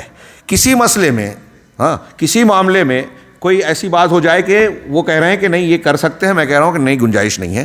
کل مثال کے طور پہ گفتگو نکلی کہ جو ہے جماعت ثانی کا کیا معاملہ ہوگا مسجد میں. فرض کیجئے اس میں اختلاف ہو رہا ہے اور دونوں کے پاس اپنی اپنی باتوں کی کچھ گنجائش موجود ہے. اس اختلاف ہونے کے باوجود نہ وہ اہل سنت سے خارج ہیں نہ میں. منہج اور عقیدے میں ایک ہونے کی وجہ سے ہم ایک ہی جماعت کے ہوں گے. علامہ البانی، شیخ ابن باز، ان سے کچھ مسائل میں اختلاف ہے. امام شافعی، امام مالک، امام احمد، ان ائمہ کے کچھ مسائل میں اختلاف ہے اجتہادی امور میں، لیکن منہج اور عقیدے میں ایک ہے. صحابہ کرام میں جو اختلاف ہے وہ فہم کا ہے، حدیثوں کے نہ پہنچنے کی بنیاد پر بعض فروعی مسائل میں ہے. عقیدے اور منہج کا اختلاف نہیں ہے. اچھی طرح سے دماغ میں رکھیے، یہ دھوکہ دیا جاتا ہے اختلاف تو صحابہ میں بھی تھا، آج ہے تو کیا ہوا. یہی اخوانی اور تحریکی کہتے ہیں. اب اختلاف صحابہ میں بھی تھا تو اس اختلاف کی بنیاد پہ کہتے ہیں توحید میں، توحید اور شرک کے معاملے میں، سنت اور بدعت کے معاملے میں بھی اختلاف ہے تو نظر انداز کر دیا جائے، کیونکہ اختلاف صحابہ میں بھی تھا. صحابہ کرام میں وہ اختلاف نہیں تھا. صحابہ کرام میں ایک دوسرے کو کافر قرار دینے کا رجحان، الگ الگ مسجدیں، فلاں اس مسلک والا اس مسلک کے آدمی سے، لڑکی سے شادی نہیں کر سکتا، اس قسم کا رجحان تھا ہی نہیں. لہٰذا ہمارے ہاں جو اختلاف ہے وہاں تھا ہی نہیں. اس سے آپ دلیل نہ دیجئے. نبی کریم صلی اللہ علیہ وسلم اور عہد اول میں قرون جو خیر والے قرون کہلاتے ہیں، خیر الناس قرنی، جو قرون خیریہ ہیں ان کے اندر وہ اختلاف نہیں تھا جو آج ہے. جو بدعتی فرقوں کے وجود پانے اور رواج پانے کے بعد سامنے آیا. تو شیخ نے جواب دیا کہ 72 فرقوں میں داخل ہوگا, اور فرقے والی حدیث میں امتی سے مراد امت اجابہ ہے. میری امت کے 73 فرقے ہوں گے. یہ کون مراد ہے؟ جو اللہ کے نبی صلی اللہ علیہ وسلم کو نبی اور پیغمبر مانتے ہیں, کلمہ پڑھتے ہیں, امت اجابہ. اور جو غیر مسلم ہیں وہ امت دعویٰ ہے. یہود, نصارہ, ہنود, جین مذہب, فلاں دھرم نبی صلی اللہ علیہ وسلم کی امت میں ہے. آپ کی نبوت اور پیغمبری کے پیریڈ میں وہ لوگ پیدا ہوئے, ان کو امت دعوت کہا جائے گا. چونکہ انہوں نے اللہ کے رسول صلی اللہ علیہ وسلم کے دین کو, کلمے کو قبول نہیں کیا ہے, اس لیے وہ دعوتی امت ہے, امت دعوت. اور جو لوگ کلمہ پڑھ چکے ہیں وہ امت اجابت کہلاتے ہیں. تو شیخ کہہ رہے ہیں علامہ ابن باز رحمہ اللہ کہ یہ جو امتی کہا, میری امت کے 73 فرقے ہوں گے, تو میری امت سے مراد امت اجابت. تو اس میری کے اندر یعنی کلمہ پڑھنے والوں کے 73 ہوں گے. وہ جو باہر ہیں ان کا ذکر نہیں ہے, یہود نصارہ وغیرہ. تو اس 72 امت اجابت جو آپ پر ایمان لائے اور آپ کی پیروی کی, چنانچہ 73 فرقوں میں صرف وہی ایک فرقہ نجات پائے گا جو آپ کی اتباع کرے گا, آپ کی سنت پر رہے گا, آپ کے لائے ہوئے دین پر قائم رہے گا, صحابہ کے طریقے کو اختیار کرے گا, جیسا کہ آپ نے خود صراحت کی. ہاں, یہ اور 72 فرقوں میں کفار, گنہگار, مسلمان اور بدعتی سب ہوں گے. ان 72 میں سب کے سب آئیں گے. تبھی دوسرا سوال شیخ ابن باز سے کیا گیا, یعنی دونوں فرقے بھی انہی 72 فرقوں میں داخل ہیں؟ شیخ نے کہا ہاں ان میں داخل ہیں, ہاں ان میں داخل ہیں. انہی میں مرجیہ اور خوارج بھی ہوں گے. بعض اہل علم نے تو خوارج کو کفار میں شمار کیا ہے. یعنی بعض لوگ کہتے ہیں کہ خارجی ان 72 میں نہیں ہے, 72 سے باہر ہے, مطلب امت اجابہ میں نہیں ہے, امت دعویٰ میں شامل ہے. اسلام سے نکل, کیونکہ نبی کریم صلی اللہ علیہ وسلم کا فرمان ہے کہ وہ اسلام سے اس طرح نکل جائیں گے جیسے تیر شکار کو چھید کر نکل جاتا ہے اور اس پر اس کا کوئی نشان بھی نہیں ہوتا. اس لیے بعض علماء نے یہ کہا, یہ ملاحظہ فرمائیں, اور اس فتوے کو تکفیری فتوے پر محمول نہ کیا جائے. یہ نبی صلی اللہ علیہ وسلم کے فرمان کی تشریح ہے. یہ طریقہ, اصول اور اس بنیاد پر یہ کہا جا رہا ہے کہ وہ جہنم میں جانے والے ہیں. اور یہاں آپ ان علماء کی دوسری کتابوں اور مقامات پر یہ تشریح پڑھیں گے کہ جو لوگ جہنم میں جائیں گے, اگر ان کی گمراہی کفر اکبر, شرک اکبر تک نہیں پہنچی ہے تو وہ جہنم سے نکالے بھی جا سکتے ہیں, اللہ کے ہاں معاف بھی کیے جا سکتے ہیں, جیسے کبیرہ گناہ کے مرتکب کے تعلق سے اہل سنت والجماعت کا عقیدہ ہے. لیکن اگر ان کی گمراہی شرک اکبر, کفر اکبر تک پہنچی ہے تو یہ طے شدہ بات ہے کہ وہ جہنم سے کبھی نہیں نکلیں گے, ان کا کوئی عمل اللہ کے ہاں قبول نہیں ہوگا. یہ ذہن میں رہے. یہاں تکفیر نہیں ہے. ہاں, یہ تحریکی اخوانی اس قسم کے فتووں کو اجاگر کرتے ہیں, عالمی میڈیا اور سطح پر یہ پھیلاتے ہیں کہ ان کے ہاں تشدد ہے, انتہا پسندی ہے, اور ان کی یہ باتیں لے کر اڑتے ہیں یہودی, صہیونی اور ان کے جو رفقا ہیں, عالمی میڈیا ہے, ہاں ان کے تھنک ٹینکس ہیں, وہ ان کو لگائے ہیں اور یہ سمجھتے ہیں کہ ہم نے ان کو لگایا ہے کہ آپ ان کو ٹارگیٹ کرو, ان کی مخالفت کرو. میں ایسا مانتا ہوں, کسی کی سمجھ میں آئے نہ آئے, کہ یہ جو لوگ سلفیوں کے خلاف نبرد آزمہ ہیں مسلمانوں میں, ان کو شعور ہو نہ لا شعوری طور پر, لیکن وہ یہود و نصارہ کے ایجنڈے پر, منصوبے پر کام کر رہے ہیں. ان کی کچھ چیزیں, کچھ شخصیات بکتی ہیں, پھر باقی استعمال ہوتے ہیں. کیوں؟ آگے آپ شیخ ابن باز کے ایک فتوے میں ملاحظہ فرمائیں گے. آگے شیخ نے کہا کہ دوسرا ایک سوال ہے, یعنی یہ دونوں فرقے بھی انہی 72 فرقوں میں شامل ہیں, داخل ہیں؟ سوال ہوا. کہا ہاں ان میں داخل ہیں, انہی میں مرجیہ اور خوارج بھی ہوں گے. بعض اہل علم نے خوارج کو کفار میں شمار کیا ہے. ہاں, یہ دوبارہ ہو گیا. میں کہتا ہوں صاحب کتاب فرما رہے ہیں کہ یہ مختلف مذاہب و مشارب والے فرقے امت کے اندر بغض و عداوت اور اختلاف و انتشار پھیلانے کا سبب ہیں, جبکہ جس کی وجہ سے دشمنان اسلام کے لیے ان پر حملہ کرنا آسان ہو جاتا ہے. امام خطابی کا آگے جو قول ہے ملاحظہ فرمائیں کہ فرقے دو طرح سے ہوتے ہیں, آراء و ادیان کے فرقے ایک, اور اشخاص و ابدان کے فرقے دو. یہاں تک ادیان میں فرقوں کا تعلق ہے تو یہ عقلاً منع ہے اور اصولی اعتبار سے حرام ہے. شریعت میں اس کی اجازت قطعی نہیں ہے, کیونکہ یہ گمراہی کا داعی اور تعطیل و اہمال کا سبب ہے. اور اگر لوگوں کو مختلف فرقوں میں بٹا ہوا چھوڑ دیا جائے تو بہت سے فرقے بن جائیں گے اور ادیان و ملل کی کثرت ہو جائے گی. پھر انبیاء کی بعثت کا کوئی فائدہ نہیں ہوگا.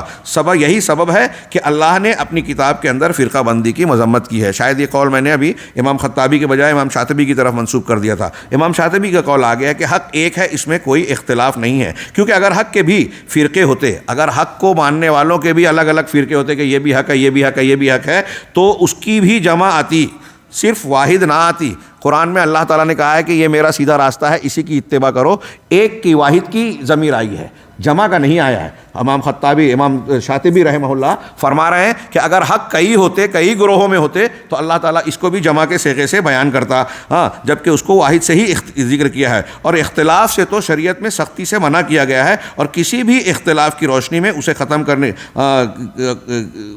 کرنے کے لیے کتاب و سنت کو فیصل مانا گیا ہے۔ یہاں تھوڑا سا غلطی ہے عبارت میں کہ کسی بھی اختلاف کو، ہاں، کتاب و سنت کی روشنی میں ختم کرنے کی تعلیم دی گئی ہے، اور کتاب و سنت کو فیصل مانا گیا ہے، یہ مفہوم ہونا چاہیے، جیسا کہ آگے کی آیت میں فَإِن تَنَازَعْتُمْ فِي شَيْءٍ فَرُدُّوهُ إِلَى اللَّهِ وَالرَّسُولِ، اختلاف ہو جائے تمہارے آپس میں درمیان میں تو اس کو اللہ اور اس کے رسول کی طرف لوٹاؤ۔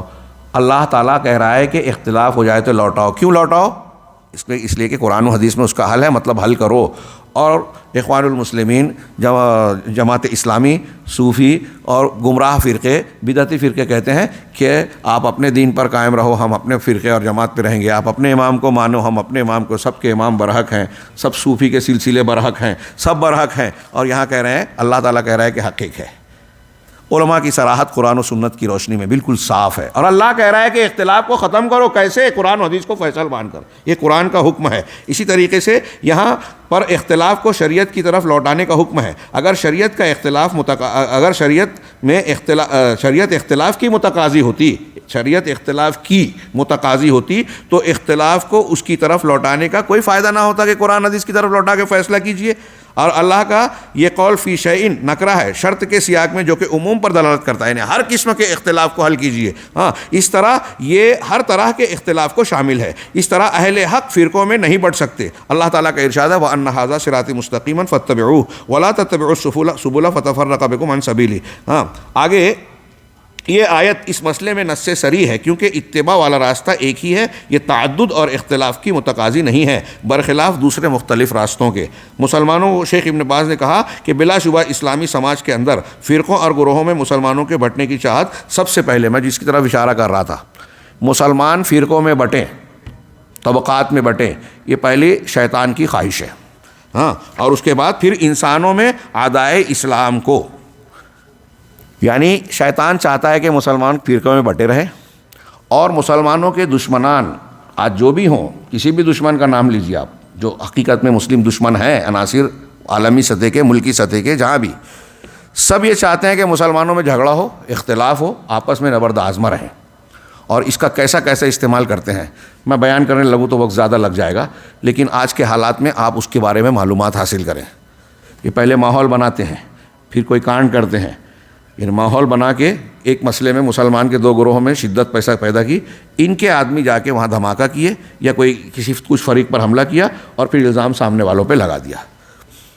اس سلسلے میں سب سے بڑا اعلی کار، میں جو کہہ رہا ہوں اس کے واقعات پیش کر سکتا ہوں، سب سے بڑا اعلی کار رافضی ہیں، باطنی فرقے دروز، خارجی، ہاں، اسماعیلی، یہ جو آج آپ کے عالم اسلام میں پائے جاتے ہیں، عمان میں، لبنان میں، اور اس قسم کے بعض فرقے جن کا تذکرہ کیا گیا، ان کو استعمال کیا جاتا ہے، شو کیا جاتا ہے کہ یہ سلفی ہے، جبکہ سلفی منہج اس قسم کی فکر سے بہت دور، یہ ان کا منہج اور طریقہ ہے ہی نہیں، لیکن یہ عالمی منصوبہ ہے، اس پر اتنی باریکی سے کام ہوتا ہے، کمپلیکیشن اور پیچیدگی پیدا کی گئی ہے کہ آپ سچائی تک پہنچنے میں اور سچائی ثابت کرنے میں، پہنچ بھی گئے تو اب ثابت کرنا بہت مشکل ہوگا۔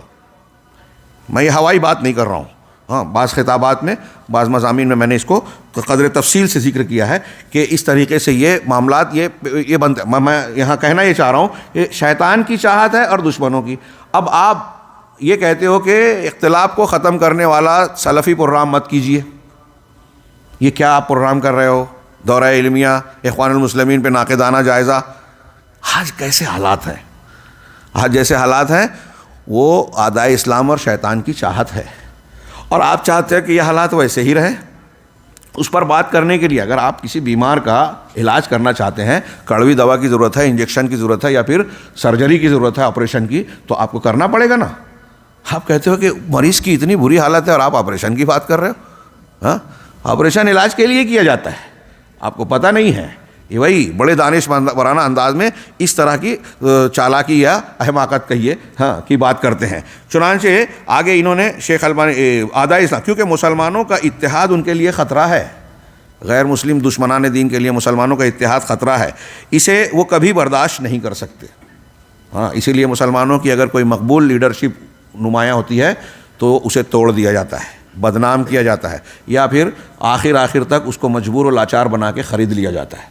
عالمی سطح پر پورے ساری دنیا میں یہ ہو رہا ہے۔ بہت بڑی نعمت میں آپ جی رہے ہیں مملکہ میں، یہ چیزیں الحمدللہ یہاں اللہ نے محفوظ رکھا اور محفوظ رکھے۔ اسی لیے ان کی کوشش ہوتی ہے کہ مسلمان فرقوں میں بٹے رہیں، ان کے درمیان دشمنی باقی رہے۔ دعا ہے کہ اللہ تعالیٰ مسلمانوں کو حق پر متحد کرے، ان کے درمیان سے ہر فتنے اور گمراہی کو ختم کر دے۔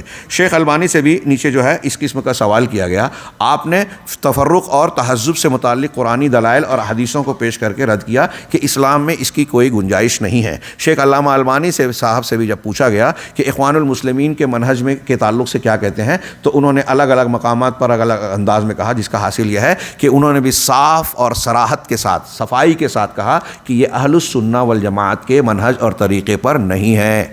وقت کے محدث امام العصر اور جو اہل حق ہوتے ہیں، ایسے لوگ ان کے اہل بدعت ان کے مخالف ہوتے ہی ہیں۔ چنانچہ اگلا سوال شیخ ابن عثیمین سے سوال کیا گیا کہ کیا کتاب و سنت کے اندر ایسے نصوص پائے جاتے ہیں جن میں اسلام کے اندر مختلف جماعتوں کے وجود کو جائز کہا گیا ہو؟ جواب میں قدر تفصیل ہے، میں صرف اشارہ کروں کہ شیخ نے بھی کہا کہ ایسا کتاب و سنت میں بالکل نہیں، کچھ بھی نہیں، اس کی کوئی گنجائش نہیں ہے، اور بعض ان آیتوں کو جو ہم پیچھے پڑھ چکے ہیں اس کا ذکر کیا۔ آخری پیراگراف دیکھیے، سیکنڈ لاسٹ، اور بعض لوگوں کا یہ کہنا ہے کہ دعوت اس وقت تک پائیدار اور مضبوط نہیں ہو سکتی جب تک وہ کسی جماعت اور تنظیم کے تحت نہ ہو۔ ہم کہتے ہیں کہ یہ بات صحیح نہیں ہے۔ یہ ان کا جواب کے طور پر میں نے یہ جملہ پڑھا، اوپر کا آپ مطالعہ کر لیجئے گا، باتوں کا کسی قدر اعادہ بھی ہے۔ تو یہ مفید، یہ صحیح نہیں ہے کہ آپ مسلمانوں کی ترقی اور تعمیر کے لیے کسی جماعت اور تنظیم سے وابستگی۔ اذان کے لیے کتنا ٹائم ہے؟ 40 منٹ ہے؟ جی الحمدللہ۔ کہا بلکہ دعوت اس وقت مضبوط ہوگی جب آدمی کتاب و سنت اور خلفائے راشدین کے طریقے پر قائم ہوگا۔ دعوت اس وقت مضبوط ہوگی سنت اور صحابہ کے طریقے پر۔ اور مزید کہا کہ متعدد جماعتوں کا وجود گرچہ لوگوں کے اندر مقبول ہے مگر صحیح نہیں ہے۔ بہت اہم مسئلہ ہے، اور اچھے لوگوں کو یہ بات ہضم نہیں ہوتی، یہ قرآن و سنت کی، اور طاقت اور قوت کے جو منافذ ہے کیا سوتے ہیں، ان کو تقسیم کر دیتے ہیں۔ آپ نے ایک ہی جماعت کا یہ تنظیم بنائی، وہ تنظیم، ہر ایک اپنے اپنے لیے کام کر رہا ہے، تو ایک جماعت کی قوت کو آپ نے بانٹ دیا، کمزور کر دیا۔ مضبوطی کب آئے گی؟ جب سب مل کر کام کریں۔ اگر کام بٹا ہے، جیسے میں نے ابھی ذکر کیا، اور شیخ صالح الفوزان کی کے جواب میں آگے اس میں بہت تفصیل سے بحث ہے، کام بانٹنے کے لیے حاکم نے ایسا کیا ہے تو یہ ایک دوسرے کے لیے کام کر رہے ہیں، تعاون کر رہے ہیں۔ اپنا اپنا الگ گروہ بنا کے کوئی کرتا ہے تو اس سے مسلمانوں کی قوت پارا پارا اور منتشر ہوتی ہے۔ شیخ صالح الفوزان سے سوال کیا گیا کہ اسلام کے اندر فرقوں اور جماعتوں کا کیا حکم ہے؟ آپ اس کا جواب ملاحظہ فرما سکتے ہیں اگلے صفحے پر، صفحہ نمبر 98۔ وہ جواب میں نے نہیں پڑھا شیخ کا، اگلا جو جواب ہے اس میں ہے کہ شیخ صالح الفوزان حفظ اللہ نے اخوانی جماعت اور تبلیغی جماعت سے ڈراتے ہوئے اور اس ملک پر اللہ کی نعمت کو یاد دلاتے ہوئے کہا، ان کی یہ تشریح میں آپ سب حضرات سے گزارش کروں گا کہ یہاں درس کے بعد جب آپ گھر جائیں یا جب بھی موقع ملے اگلے 1-2 دن میں، یہ والا فتویٰ پورا ضرور پڑھیے، کیونکہ اس میں شیخ نے بتایا کہ اللہ رب العالمین کی تعلیم اتحاد و اتفاق کی ہے۔ پھر انہوں نے مملکہ سعودی عربیہ کے حالات کا تذکرہ کیا کہ یہاں کس طریقے سے شیخ محمد بن عبد الوہاب رحمہ اللہ، شیخ الاسلام کے آنے سے پہلے، ان کے ظہور سے پہلے یہاں کیسے حالات تھے، بالکل تقریباً ویسے ہی جیسے اللہ کے نبی صلی اللہ علیہ وسلم کے بعثت کے وقت اہل مکہ یا جاہلیت کے دور میں ماحول تھا، شرک تھا، بدعت تھی، خرافات تھی، طاقتور کمزور کو ہضم کرتا تھا، کھاتا تھا، بہت سارے راستے تھے۔ شیخ محمد عبد الوہاب رحمہ اللہ نے توحید کی تعلیم کا علم اٹھایا، اس میں سیاست کی بات نہیں کی، اقتدار کو نہیں چھیڑا، اور بہت ساری جو دوسری آج تنظیمیں اور تحریکیں جن کو ترجیح دیتی ہے ان سب پر کام نہیں کیا۔ انہوں نے توحید کو بنیاد بنایا، کتابیں لکھی، لوگوں پر محنت کی، دور دور سفر کیا، اور کیا کیا قابل مطالعہ ہے آپ کی زندگی. اور میں نے جیسا کہ پہلے کچھ خطابات میں کہا, آج بھی کہہ رہا ہوں کہ موجودہ دور میں پوری دنیا کے اندر مسلمانوں کی کوئی سب سے زیادہ مؤثر فائدہ مند تحریک اگر نظر آتی ہے تو شیخ محمد عبد الوہاب رحمہ اللہ کی. لوگ اسے جانتے اور سمجھتے نہیں ہیں, سمجھنے کو تیار نہیں ہے. اس کے اثرات آج پورے عالم اسلام میں, صرف کتاب التوحید اصول ثلاثہ جس کا یہ تحریکی مذاق اڑاتے ہیں, کتاب التوحید سے پورے عالم اسلام میں جتنے اثرات نمودار ہوئے, مثبت اثرات حاصل ہوئے, بہت سارے لوگوں نے شرک اور کفر کی باتوں سے توبہ کی, اپنے عقائد کی اصلاح کی. اس کی کوئی مثال اور نمونہ آپ کو دوسری کسی تحریک کے یہاں اور کسی بانی کے کوششوں میں آپ کو کتابوں میں نہیں نظر آئے گا. یہ کوئی معمولی بات نہیں ہے. کتنی شروحات لکھی گئی, کتنی دروس دیے جاتے ہیں, اور اس کی بنیاد پر کتنے بڑے بڑے مشرکین نے جو ہے توبہ کی, شرک سے توبہ کر کے توحید کو اختیار کیا. آج یہ جو اس زمانے میں آل سعود کے تعاون سے پھر جب یہ تحریک کا قافلہ آگے بڑھا, ہاں, اور آج کے ہمارے یہاں کے حاکم شیخ سلمان حفظہ اللہ, ملک سلمان خادم الحرمین, انہوں نے جو کہا کہ یہ مملکت الدعویٰ ہے, یہ کوئی ایسی ہوائی بات یا محض دعویٰ اور ہمارے ملکوں میں جو نعرے بازی کے طور پر بات ہوتی ہے ویسی نہیں ہے. آپ سوچئے کہ اس مملکت کے جو وسائل ہیں کس لیے صرف ہو رہے ہیں. مساجد کا قیام دیکھیے, تعلیم کا فروغ دیکھیے, دنیا کے سارے ملکوں سے بلا کر تعلیم دینا. یہ محمد عبد الوہاب رحمہ اللہ نے دروس شروع کیے, کتابیں لکھی, مسجدوں میں دروس شروع کیے. یہ جو میں کہہ رہا ہوں آپ کی کتاب میں شیخ نے تھوڑا سا تذکرہ کیا ہے. ہاں, دروس کا سلسلہ شروع کیا, کتابیں تصنیف کی, شرک اور بدعت کا رد کیا, سفر کیے, لوگوں کے سوالوں کے جواب دیے, مسجدوں کو جو ہے مرکز تعلیم بنایا, علماء کی ٹیم تیار کی, اور دعوت و تبلیغ کا سلسلہ شروع کیا. شرک کے مظاہر کا خاتمہ کرنے کی پوری کوشش اور تگ و دو کی گئی. دیکھتے ہی دیکھتے آپ دیکھیے کہ اس مملکت میں توحید و سنت کا جو ہے غلغلہ ہو گیا. شرک اور بدعت نے جو ہے اپنا سر چھپا لیا. ہاں, ہے بھی تو چوری چھپے ہے, کھل کر نہیں ہے. یہ کوئی معمولی بات نہیں ہے. آج دنیا میں صرف یہ واحد ملک ایسا ملے گا جہاں شرک کے مظاہر اس طریقے سے نہیں ہیں. قبر پرستی, تصوف اور اس کی دوسری خرافات کی شکلیں ہیں, بدعتی تہوار ہیں, آپ کو یہاں نظر نہیں آئیں گے, ہیں تو چھپے ہوئے. ہاں, یہ اس تحریک کے اثرات اور نتیجے تھے. اب سوچئے ذرا سا. ہاں, شیخ صالح الفوزان نے اس تفصیل کو پیش کرنے کے بعد یہ آگے صفحے میں کہا کہ اس دعوت کے دشمنوں نے, صفحہ نمبر 102 پر دیکھیے آپ. ہاں, ترجمہ آیت کے ترجمے کے بعد شیخ صالح الفوزان ہی کی تفسیر چل رہی ہے کہ اس دعوت کے دشمنوں نے اسے مٹانے کی ہمیشہ کوشش کی مگر کامیاب نہیں ہوئے, تو اس کے اندر شکوک و شبہات پیدا کر کے پروپیگنڈوں کے ذریعے اس کے خلاف لوگوں کو گمراہ کر کے اس کا مقابلہ کیا گیا. بہت کوشش کی گئی, کتابیں لکھی گئی, دوسروں کو جو ہے خریدا گیا. محمد عبد الوہاب رحمہ اللہ کی شخصیت, ان کی فکر, ان کے عقائد سے متعلق جو بہت سارے غلط فہمیاں ہمارے بر صغیر میں تو وہابی کے نام سے لوگ چڑھنے لگے. انگریزوں نے بھی ساتھ دیا, ترکوں نے اس کو پیدا کیا, انگریزوں نے ساتھ دیا, اور پھر ہر بدعتی اور جو خبر پرست ہے اس کو فروغ دیتا ہے. میرے بھائیو, میں نے تھوڑا سا ذکر کیا, اس مملکت کی طرف سے آپ کو معلوم ہوگا, یقیناً جانتے ہوں گے, پوری دنیا میں مسلمانوں کا کہیں کوئی مسئلہ پیش آئے, قرآن کی تقسیم, کتابوں کی تقسیم, لائبریریوں کی مدد, مدارس کی مدد, مسجدوں کی تعمیر, کیا کچھ نہیں ہو رہا ہے. پھر اتنا ہی نہیں, مبلغین کو بھیجنا. آپ نے شاید وہ رپورٹ پڑھی ہو یا نہ پڑھی ہو. ہاں, گڈ نیوز عیسائیوں کی ایک وہ تھی تنظیم, بیان کروں یا وقت چلا جائے گا. گڈ نیوز ایک تنظیم تھی, 70 اور 80 کی دہائی میں ان کا کچھ معاملہ منظر عام پر آیا, لوگوں کے سامنے آیا میڈیا میں. تو اس میں یہ بتایا گیا کہ ان لوگوں کے پادریوں نے جو عیسائیت کے مبلغین تھے ویٹیکن سے وابستہ, ان لوگوں نے یہ عہد و پیمان کیا تھا آپس میں کہ سن 2000 آتے آتے, یہ 70-80 میں میں نے پڑھا اسی زمانے میں. ہاں, صراط مستقیم برمنگھم میں بھی آیا اور دوسرے کچھ پرچوں میں بھی پھر وہ شائع ہوئی تھی تفسیر, کہ ان لوگوں نے یہ عہد و پیمان آپس میں عہد کیا تھا کہ 2000 آنے تک ہم انڈونیشیا کو جو مسلم اکثریتی ملک ہے اس کو عیسائی اکثریتی ملک بنا دیں گے, اور بر اعظم افریقہ جو مسلموں کی اکثریت کا حامل بر اعظم ہے, بر اعظم سمجھتے نا, ان کی اکثریت ہے, ہم وہاں محنت کر کے اس کو عیسائی اکثریت والا بر اعظم بنا دیں گے. اور اس کے لیے انہوں نے بہت زبردست و مضبوط پروگرامنگ کی, بہت خرچ کیا. یہ عیسائی مملکتیں اپنے آپ کو سیکولر اور نہ جانے کیا کیا کہتی ہیں, لیکن ہر حکومت جتنی عیسائی اکثریت والی حکومت ہے, عیسائیت کی دعوت و تبلیغ کے لیے سالانہ کروڑوں ڈالر خرچ کرتی ہے. ہاں, یہ کہاں سے آتا ہے چرچ آف انگلینڈ کو پیسہ جو پوری دنیا میں وہ بانٹتا ہے؟ ہاں، اور پیٹرو ڈالر کے ذریعے سے عیسائی بنائے جاتے ہیں، مسلمان نہیں. خیر، تو وہ جب انہوں نے یہ کہا، باقاعدہ اس کے لیے پانی کے جہاز لنگر انداز رہتے تھے ہر وقت انڈونیشیا کے ساحل کے پر بندرگاہ میں، لوگوں کو لایا جاتا تھا، رجھایا جاتا تھا، عیسائی بنانے کے لیے سب کچھ کیا جاتا تھا، شباب کباب سب کچھ استعمال کیا جاتا، بہت کچھ کیا، تفصیل میں نہ جاتے ہوئے. ان کا یہ عہد تھا اور کوشش تھی. ہاں، کیا وہ کامیاب ہوئے؟ ہم یہ جانتے ہیں کہ کامیاب نہیں ہوئے. کامیاب کیوں نہیں ہوئے؟ اللہ کی شان، اللہ کا اصل کرنا ہے. لیکن ذریعہ کس کو بنایا رب العالمین نے؟ آپ جانتے ہیں کہ جب یہ چیزیں معلوم ہوئیں کہ عیسائی مشنریز نے افریقہ کے شہر شہر بستی بستی میں اپنی مشنریز کے مراکز قائم کیے ہیں، تو اس وقت خادم الحرمین ملک فہد رحمہ اللہ نے اپنے یہاں کے ذمہ داروں کے ذریعے سے جامعہ اسلامیہ اور دیگر جامعات کے فارغین جو افریقی اور انڈونیشیا کے تھے ان کو بلایا، میٹنگ لی، اور ان کے تعلق سے ان سے کہا کہ بھائی دیکھیے، آپ اپنے علاقے میں اسلام کی تبلیغ کیجئے، دین کا دفاع کیجئے، مسلمانوں کے اسلام کی حفاظت کرنے کی کوشش کیجئے. اس سلسلے میں آپ کو جو بھی چیز درکار ہے، مالی تعاون، علمی تعاون، اخلاقی تعاون، جو چاہیے ہم دیں گے. آپ کو دفتر کھولنا ہے، دفتر کے لیے ہم اسباب فراہم کریں گے، کتابیں، کیسٹس، جو چاہیے دیں گے. اس کا نتیجہ کیا نکلا کہ وہاں کے یہاں سے فارغ ہونے والے وہاں کے دعات و مبلغین نے ان کو تنخواہیں اور دوسری چیزیں وہ آپ سمجھ سکتے ہیں، ہاں، وہ بھی فراہم کی گئی.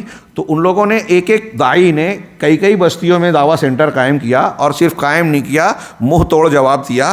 تو ان کو دوڑا کے پادریوں کا جو ہے تعاقب کیا. جس مسلم بستی میں جاتے تھے وہاں یہ جاتے تھے، اسلام کی تبلیغ کرتے تھے، اور بہت سے مقامات پر عیسائی پادریوں کو سے مقابلہ مباحثہ کیا. نتیجہ یہ نکلا کہ جو بر اعظم افریقہ کے مسلمانوں کو عیسائی بنانے آئے تھے ان میں سے کئی 100 پادری مسلمان ہو گئے.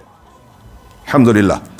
کیا سمجھتے ہیں آپ؟ شیخ محمد بن عبد الوہاب اور مملکہ کی دعوت کا ایک حصہ ہے. اس کی تشہیر نہیں کی جاتی، اس کی تشہیر کرنے کی ضرورت بھی نہیں سمجھی جاتی اہل حق کے یہاں. لیکن جمہوریت اور خارجیت کے فروغ کے زمانے میں اگر مسلمان، میں اکثر کہا کرتا ہوں کہ کسی ایک کوئی غلطی نظر آ جاتی ہے اس مملکہ یا اہل توحید کے علماء کی طرف سے، تو اس کو رائے کا پہاڑ بنا کر پیش کیا جاتا ہے. سوشل میڈیا اور میڈیا میں اس کو ہنگامہ بنایا جاتا ہے. آپ دیکھیے کہ منفی خبریں عربوں کے تعلق سے فوراً عالمی میڈیا میں بھی آتی ہیں. لیکن شاہ فیصل کے زمانے میں اسلامک سینٹر ویٹیکن سٹی میں بن گیا، بڑی جتن کے بعد، رکاوٹوں کے باوجود، اور وہاں ایک ایسی لائبریری اور مسجد تعمیر کی گئی. عیسائیوں کا سینٹر ویٹیکن سٹی جو اٹلی کا ایک شہر تھا، اس کو الگ سے ایک چھوٹا ملک مان لیا گیا، اور پوپ پال کو وہاں کا سربراہ مانا جاتا ہے. وہاں بڑے جتن کے بعد وہ شاہ خالد اور ان کے زمانے سے وہ چیز بننا شروع ہوئی تھی، مختلف رکاوٹوں کے بعد کرتے شاہ فیصل کے زمانے میں مکمل ہوا، اور وہاں اسلامک سینٹر تیار ہے. ایسی لائبریری جو آپ کو اپنے ملکوں میں نہیں ملے گی. کس نے بنایا؟ مملکہ نے. ہاں، ایسی دعوت و تبلیغ کی اور دین کی قوت و اشاعت کی ایسی خاموش کوشش پوری دنیا میں جاری ہے، اور یہ چیز ان کو بے چین کرتی ہے جو اسلام دشمن ہے، حق کے دشمن ہے. اور انہوں نے اس کا جواب دینے کے لیے جو منصوبہ بنایا، ان کو سامنے دلائل تو نہیں ہے اس کو روک ٹوک سکیں، لہٰذا جو منصوبہ بنایا ایک طرف ایک معاشی، اقتصادی اور سیاسی راستوں سے تو وہ حملہ کرتے ہیں، نصاب تعلیم کے ذریعے وہ حملہ کرتے ہیں، لیکن شبہات کا فتنہ مسلمانوں میں پھیلانے کے لیے، مسلمانوں کو ٹکڑوں ٹکڑوں میں بانٹنے کے لیے، سلفی دعوت کو بدنام کرنے کے لیے استعمال کرتے ہیں مسلمانوں کے بیچ کے اپنے گرگوں کو آلہ کار بنا کر. اور ان میں ایسا مانتا ہوں کہ یہ جو مناہج بگڑے ہوئے مناہج ہے، دنیا میں جتنے بھی بدعتی ہیں سب اہل حدیث سے بغض رکھتے ہیں، سلفی سے بغض رکھتے ہیں. آسانی سے یہ فروخت ہوتے ہیں، آسانی سے یہ استعمال ہوتے ہیں اہل الحدیث اور سلفیوں کے خلاف، اور حقیقت میں قرآن و سنت کی دعوت کے خلاف. ہمارا یہ سادہ طبقہ سمجھنے کو تیار ہی نہیں ہے. ان علماء کو، ان دعوت کے علم برداروں کو نشانہ بناتا ہے اور سمجھتا ہے کہ ہم تیر مار رہے ہیں. جی نہیں، آپ اسلام کو نقصان پہنچا رہے ہیں، اسلام کی دعوت کو، کاس کو نقصان پہنچا رہے ہیں. شیخ اسی کی طرف اشارہ کر رہے ہیں. اب میری ان تصریحات کو سامنے رکھ کے شیخ کی بات پڑھیے کہ اس دعوت کے دشمنوں نے اسے مٹانے کی ہمیشہ کوشش کی، مگر کامیاب نہیں ہوئے، تو اس کے اندر شکوک و شبہات پیدا کر کے پروپیگنڈوں کے ذریعے اس کے خلاف لوگوں کو گمراہ کر کے اس کا مقابلہ کرنا چاہا، تاکہ لوگ اس دعوت سے متنفر ہو جائیں، دور ہو جائیں، اس کا ساتھ نہ دیں. ہاں، مگر لوگوں کا تعلق اس کے باوجود اتنی مخالفتوں کے باوجود لوگوں کا تعلق اس سے بڑھتا ہی گیا اور یہ مزید واضح ہو کر لوگوں کے سامنے آتی گئی. یہ دعوت اور یہ دعوت کا مشن سامنے آتا گیا, لوگوں نے اسے مزید قبول کیا اور موجودہ دور میں مزید عجیب و غریب اور مشتبہ افکار و نظریات دیکھ رہے ہیں جو اس ملک میں دعوت کے نام پر سرگرم ہے. شیخ اس ملک کی بات کر رہے ہیں, اب میں عرض کرتا ہوں, میں کہنا چاہتا ہوں کہ پوری دنیا میں ہے. ہاں, اور حیرت انگیز طور پر بات ہے, ہاں, دنیا میں آپ کو معلوم ہوگا کہ اسلام کی دعوت کو روکنے, بدنام کرنے, اس کے خلاف منفی پروپیگنڈا کرنے کے لیے 1000 سے زیادہ چینل کئی سال پہلے کی رپورٹ تھی, ایک پرچے میں سروے آیا تھا. 1000 سے زیادہ ٹی وی چینل تھے, ویب سائٹس کے تو شمار ہی نہیں ہیں, اخبارات, مجلات, جرائد. بعض لوگوں نے تجزیہ پیش کیا کہ 11 ستمبر کا جو ٹوئن ٹاور پہ حملہ ہوا تھا, جو ان کی ایک منصوبہ بند کوشش کا حصہ تھا, اس کے بعد سے پر ڈے یورپ اور امریکہ میں سلفیوں کے خلاف پر ڈے کم سے کم 1 یا 2 کتاب آ رہی ہے پر ڈے. ہاں, اتنی کوششوں کے باوجود حیرت انگیز, ڈبل حیرت انگیز بات یہ ہے کہ سب سے تیزی سے دنیا میں پھیلنے والا دین اسلام ہے. کتنے کمزور محسوس کر رہے ہیں ہم اپنے آپ کو, کتنے ٹوٹے پھوٹے ہیں, سازشوں کے ضرب اور اس کے زد میں ہے, لیکن پھر بھی مسلمان ہونے کا سلسلہ. اب کوئی بول سکتا ہے کہ جن مسلمانوں کو مارا جا رہا ہے, کاٹا جا رہا ہے, لوٹا جا رہا ہے, بے حیثیت بنایا جا رہا ہے, کیا وہ کسی کو ڈرا کر لالچ دے کے مسلمان بنا رہے ہیں؟ اگر کوئی یہ کہتا ہے, ہمارے یہاں جیسے کہتے تھے کہ بھئی یہ اہل حدیث کو ہی ہوا, کہتے ہیں اس کو پیسہ دیا گیا, تو سوال یہ ہے کہ اگر میں نے کسی کو, ہم تھوڑے ہیں, ہمارے وسائل تھوڑے ہیں, ہاں, دوسرے مسلک کے لوگ زیادہ ہیں, ان کے وسائل زیادہ ہیں, اگر ہم نے کسی کو ایک رقم دے کے اہل حدیث بنا لیا ہے آپ کے کہنے کے مطابق, تو اس سے 10-20 ہزار یا کچھ زیادہ کر کے آپ اس کو واپس اپنے مسلک میں بلا لو. ہاں, یہی ہم عالم اسلام کے لوگوں سے کہنا چاہتے ہیں. کیا آپ اتنی دھمکیاں دے رہے ہو, ڈرا رہے ہو؟ مسلمان ہونے کا مطلب, میناکشی پورم کا جب معاملہ ہوا تمل ناڈو میں, اس کے بعد سے ہندوتوا کی زور پڑی. 80 کی دہائی میں یہ ایک واقعہ ٹرننگ پوائنٹ ہے ہندوستان کی سیاست کا, سماجی اور یہ ہندوتوا کی قوت پانے کا. میناکشی پورم, ایک گاؤں کے آدھے سے زیادہ تقریباً پورے لوگوں نے جو نچلے طبقے اکٹھا اسلام قبول کیا تھا. بڑا شور مچا, مختلف اخبارات نے لکھا, چینل اور ٹی وی رپورٹرز وہاں پہنچے, یہ الزام لگایا کہ پیٹرو ڈالر کی قوت ہے, لیکن وہاں کے لوگوں نے بیان دیا کہ نہیں, ہماری تو جو سہولیات نچلے طبقے کی حیثیت سے, وہ کیا کہتے ہیں, بیکورڈ ادر بیکورڈ کی بنیاد پر حکومتی سطح پر ہم کو جو سہولیات ملی تھی مسلمان ہونے کے بعد, ہم سے وہ چھین رہی ہے. تو دنیا کا تو مسئلہ پیدا ہو رہا ہے ہمارا, ہم کیوں مسلمان ہوئے؟ خلاصہ یہ تھا ان لوگوں کا کہ 2 چیزیں اسلام کی ہمیں پسند آئی. ایک توحید, صاف شفاف توحید, گھما پھرا کے نہیں, اخوانی صوفی والی توحید نہیں, ہاں وہ بھی صحیح یہ بھی صحیح, ہاں وہ آپ مندر میں پوچھتے, یہ قبر پہ پوچھتا, وہ الگ ہے, یہ صحیح ہے, یہ کیسے ہو سکتا ہے؟ تو انہوں نے کہا کہ صاف شفاف توحید, اور دوسرے یہاں اونچ نیچ نہیں ہے, ہاں اونچائی اور نیچائی نہیں ہے, سارے انسان ہونے میں برابر ہیں تقوی کی بنیاد پر, جیسا کہ ہم جانتے ہیں. ہم اس کو سادگی سے پڑھ دیں, غیر مسلم کے لیے اٹریکشن ہے, اس کے لیے اسلام کی حقانیت کی دلیل بن کر سامنے آئی. تو خیر یہ وہاں ہوا, اور ایسے بہت سے واقعات مخالفتوں کے باوجود یہ ہو رہا ہے. یہ اسلام کی حقانیت کی چیختی چلاتی دلیل ہے, منہج حق کی چیختی, جیسے مسلمانوں کے تعلق سے ہو رہا ہے, ایسے میں یہ مانتا ہوں, اور آپ بھی مانیں گے, غور کریں گے, کہ پوری دنیا میں سب سے زیادہ مخالفت, مسلمانوں میں سب سے زیادہ دشمنی اور مخالفت اہل الحدیث کی ہوتی ہے. جہاں ان کے مقابلے میں کوئی بدعتی گروہ ہے, وہ ان کے تعلق سے انتہائی سخت ہے. مساجد توڑ دی جا رہی ہیں, ان کو مارا جاتا ہے, ٹھوکا جاتا ہے, مسجد بنانے کے لیے روکا جاتا ہے. ہمارے یہاں سیدھے سادے لوگ جو اپنے کہتے ہیں کہ ہم تو سیدھے سادے ہیں, وہ یہ کہتے ہیں کہ اہل حدیث کی مسجد نہیں بننے دیں گے, مندر چل جائے گا. یہ میں ہوائی بات نہیں کر رہا ہوں, کئی شہروں کی خبریں ہیں. ہاں, میں ہندوستان میں ہوتا تو نام لے کر بیان کرتا, یہاں مناسب نہیں ہے.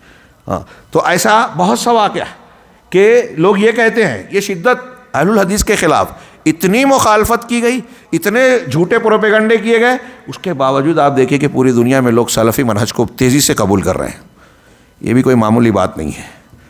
سلفی منہج ہاں اس صدی کا بقول علامہ احسان علیہ ظہیر کہ اگلی صدی میں یہی لوگوں کا مذہب اور دین ہوگا، اسی کو غلبہ حاصل ہوگا، کیونکہ سائنس، تحقیق اور معلومات جیسے جیسے بڑھے گی اور لوگ تحقیق کرنے کے بعد جب اسلام کی تعلیمات کو جانیں گے تو انہیں قرآن و سنت کے دلائل کے ساتھ جو چیز ثابت شدہ نظر آئے گی وہ سلفی منہج کے علاوہ کوئی نہیں ہے دین حق کی شکل میں۔ تو شیخ کا یہ جملہ میں نے میری تشریح میں آ گیا، کچھ باتیں میں چاہ رہا تھا کہ 2 منٹ میں اس سے آگے بڑھ جاؤں لیکن بات طویل ہو گئی، پھیل گئی بات جی۔ تو کہہ رہے ہیں کہ یہ لوگ جو جتنا اس کو روکنے کی کوشش کر رہے ہیں اتنا یہ بڑھتا جا رہا ہے، اور اس کے مقابل میں کہا کہ عجیب و غریب اور مشتبہ افکار اور نظریات دیکھ رہے ہیں جو اس ملک میں دعوت کے نام سے سرگرم ہے۔ ہندوستان صرف اس ملک میں نہیں، پوری دنیا میں یہ بات ہو رہی ہے۔ کہیں آپ دیکھیں کہ ہر تھوڑے دن پہ ایک آدمی پیدا ہوتا ہے، منکر حدیث ہے وہ، اور اس کو کچھ لوگ لائک کرتے ہیں، فالوورز ہو جاتے ہیں۔ ہاں ایک گروہ جب کوئی منصوبہ بناتا ہے نا تو بھائی کہتے ہیں کہ آپ شیخ بیان دیجئے، ہاں، اور ہمارے پہلے لوگ جو ہیں وہ سب کے سب اس کو لائک کرتے ہیں، تو دیکھنے والے کو لگتا ہے کہ ارے ان کو سن کے جو ہے لائک کیا، ایک دن میں 1,00,000 لوگوں نے سن لیا، تو ہمارے یہاں لوگ پریشان ہو جاتے ہیں۔ یہ طریقہ ہے باطل پرستوں کا۔ تو خیر یہ سرگرم عمل ہے۔ کوئی صحابہ کرام کو خلاف بول رہا ہے، اب مرزا علی انجینئر، ہمارے نوجوانوں کا ایک طبقہ جو علم نہیں رکھتا، اصول سے واقف نہیں ہے، علماء سے جڑا ہوا نہیں ہے، وہ اس سے متاثر ہو کے صحابہ کرام کو برا بھلا کہہ رہا ہے۔ حقیقت جاننے والے تھوڑی سی تحقیق کرتے ہیں تو پتہ چلتا ہے کہ وہ رافضیوں کا ایجنٹ ہے، عالم نہیں ہے۔ ہاں، اور ان کو یہ نظریات جو ہمارے درمیان آ رہے ہیں، شیخ اسی کی طرف اشارہ کر رہے ہیں۔ شیخ نے کہا کہ مختلف ناموں سے، جیسے اب شیخ نے کہا کہ ایسے افکار آ رہے ہیں جو اس ملک میں دعوت کے نام سے سرگرم ہیں، مختلف ناموں سے، جیسے اخوانی جماعت، تبلیغی جماعت اور اسی طرح کی دوسری جماعتیں جن کا صرف ایک مقصد ہے اور وہ یہ ہے کہ توحید کی دعوت کو مٹا کر اس کی جگہ یہ لے لیں۔ یہ کون چاہ رہا ہے؟ میں نے جو عالمی پس منظر بیان کیا اس کے تناظر میں دیکھا جائے کہ ایسے لوگوں کو لانچ کیا جاتا ہے، اہل حدیث کے مخالفین کو مارکیٹ میں دعوت و تبلیغ اور میڈیا کے میدان میں لانچ کیا جاتا ہے۔ یہ معلوم رہے کہ ان جماعتوں کا مقصد بھی وہی ہے جو مقصد ماضی میں اس دعوت کے خلاف برپا جماعتوں کا تھا۔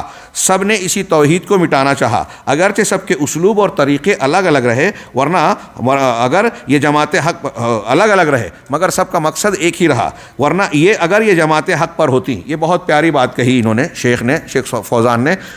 میرا بھی دل کا ایک سوال ہے جو میں نے بعض خطابات میں کہا کہ اگر آپ صحیح ہیں، آپ دعوت اسلامی کے اتنے زبردست حامی اور علم بردار ہیں، تو سوال یہ پیدا ہوتا ہے، شیخ کہہ رہے ہیں کہ جماعت بلاد توحید پر فکری حملہ کر کے، اوپر سے دیکھیے عبارت، کہ اگر یہ جماعتیں حق پر ہوتی اور دعوت توحید ان کا مقصد ہوتا تو آخر اپنے ملکوں کو چھوڑ کر اس بلاد توحید میں کیوں آتی کہ اس کے مقابلے ان کے ممالک زیادہ اس دعوت کے محتاج ہیں۔ ایک بات بتائیے کہ قبر پرستی، صوفی پرستی، شرکیات، بدعات، خرافات، نئے تہوار سعودی عرب میں کتنے منائے جاتے ہیں؟ ہندوستان، پاکستان، مصر، لبنان، شام، ان میں کتنا منایا جاتا ہے؟ کہاں زیادہ ہیں؟ ظاہر سی بات ہے اب وہاں سے، اس ملک سے یہاں آ کے یہاں آپ جو ہے دعوت و تبلیغ کا کام کرنا ہے، یہاں آلریڈی ہو رہا ہے۔ ہاں، حکومت کی سرپرستی میں مضبوط انداز میں شیخ محمد عبد الوہاب رحمہ اللہ کی دعوت گھر گھر پہنچائی جا رہی ہے، پہنچ رہی ہے، بلکہ یہاں سے باہر بھی پہنچائی جا رہی ہے۔ اور آپ یہاں آ کے اصلاح کرنا چاہتے ہو، جبکہ آپ کے یہاں قبر پرستی، آپ وہاں خاموش ہو، تصوف ہے، آپ وہاں آنکھ بند کر لے رہے ہو۔ ہاں، مختلف قسم کی بدعات ہیں، خرافات ہیں، شرکیات ہیں، حدیثوں کا انکار ہے، تخفیف ہے، نہ جانے کیسی کیسی گمراہیاں ہیں، اسے چھوڑ کر یہاں کیا مطلب ہے؟ غور کیجئے، موٹی سی بات شیخ نے اس کی طرف توجہ دلائی۔ حقیقت یہ ہے کہ یہ جماعتیں بلاد توحید پر فکری حملہ کر کے اس کے اصلاحی منہج اور اسلوب کو بدلنا چاہتی ہیں، نوجوانوں کو دھوکہ دینا چاہتی ہے، ان کے اندر فتنے اور دشمنی پیدا کرنا چاہتی ہے، کیونکہ یہ دیکھتے ہیں کہ اس ملک کے لوگ متحد ہو کر حکمراں اور رعایا سمیت خوشحالی کی زندگی گزار رہے ہیں۔ عوام کا ایک طبقہ یہاں بہت بڑی نعمت ہے کہ ایک طرف حکومت اور عوام میں ناراضگی نہیں ہے، احتجاجات اور ویسا ہے جو تھوڑا موڑا تو وہ کچھ کم علمی کی وجہ سے کچھ لوگ کر بیٹھتے ہوں گے یا ان اثرات کی وجہ سے۔ دوسرے یہ کہ علماء کرام، دعات اسلام حکومت سے، عوام سے جڑے ہوئے ہیں۔ یہ آپ کے دعویٰ سینٹر، یہ دعوت و تبلیغ کے مراکز، یہ علماء جو آپ سے جڑے ہوئے ہیں نا، اس کو ہلکی پھلکی نعمت مت سمجھیے۔ اب لوگ جہاں بھی رہتے ہیں، ہندوستان، پاکستان کے جو بھی ہوں، آپ وہاں کے دور دراز کے دیہاتوں میں جائیے، ہم نے دیکھا ہے آنکھوں سے، آپ نے بھی یقیناً دیکھا ہوگا کہ ایسے مقامات بھی ہیں جہاں ایک بھی عالم نہیں ہے۔ ان بستیوں میں اسلام کی بنیادی تعلیم بچوں کو اور نسلوں کو پتہ نہیں ہے، اپنے آپ کو مسلمان کہتے ہیں لیکن وہ ہندوانہ اور مشرکانہ رسوم و رواج کو اختیار کرتے ہیں اور اس میں کوئی حرج نہیں محسوس کرتے. ایسے گاؤں ہیں جہاں کوئی مر گیا تو نماز جنازہ نہیں پڑھائی جاتی, میت کو غسل دینے کا طریقہ کسی کو نہیں پتہ, دفن کر دیا, 2 مہینے بعد کوئی مسلمان ایسا جانکار آیا تو کہا کہ ہمارے فلاں 2 مہینہ ہو گیا, چلیے ان کے قبر پر نماز جنازہ پڑھ دیں. یہ موٹی موٹی 2-4 باتیں, کیا کچھ وہاں خرابیاں ہیں اندازہ نہیں لگائیے. یہ آپ کو ہر وقت اویلیبل ہیں, آپ ملاقات نہیں تو فون سے بات کر سکتے ہو, سینٹر پہ آ سکتے ہو, کتابیں لے سکتے ہو, کوئی چھوٹی نعمت نہیں ہے میرے بھائیوں. اور یہ کس نے انتظامات کیے ہیں؟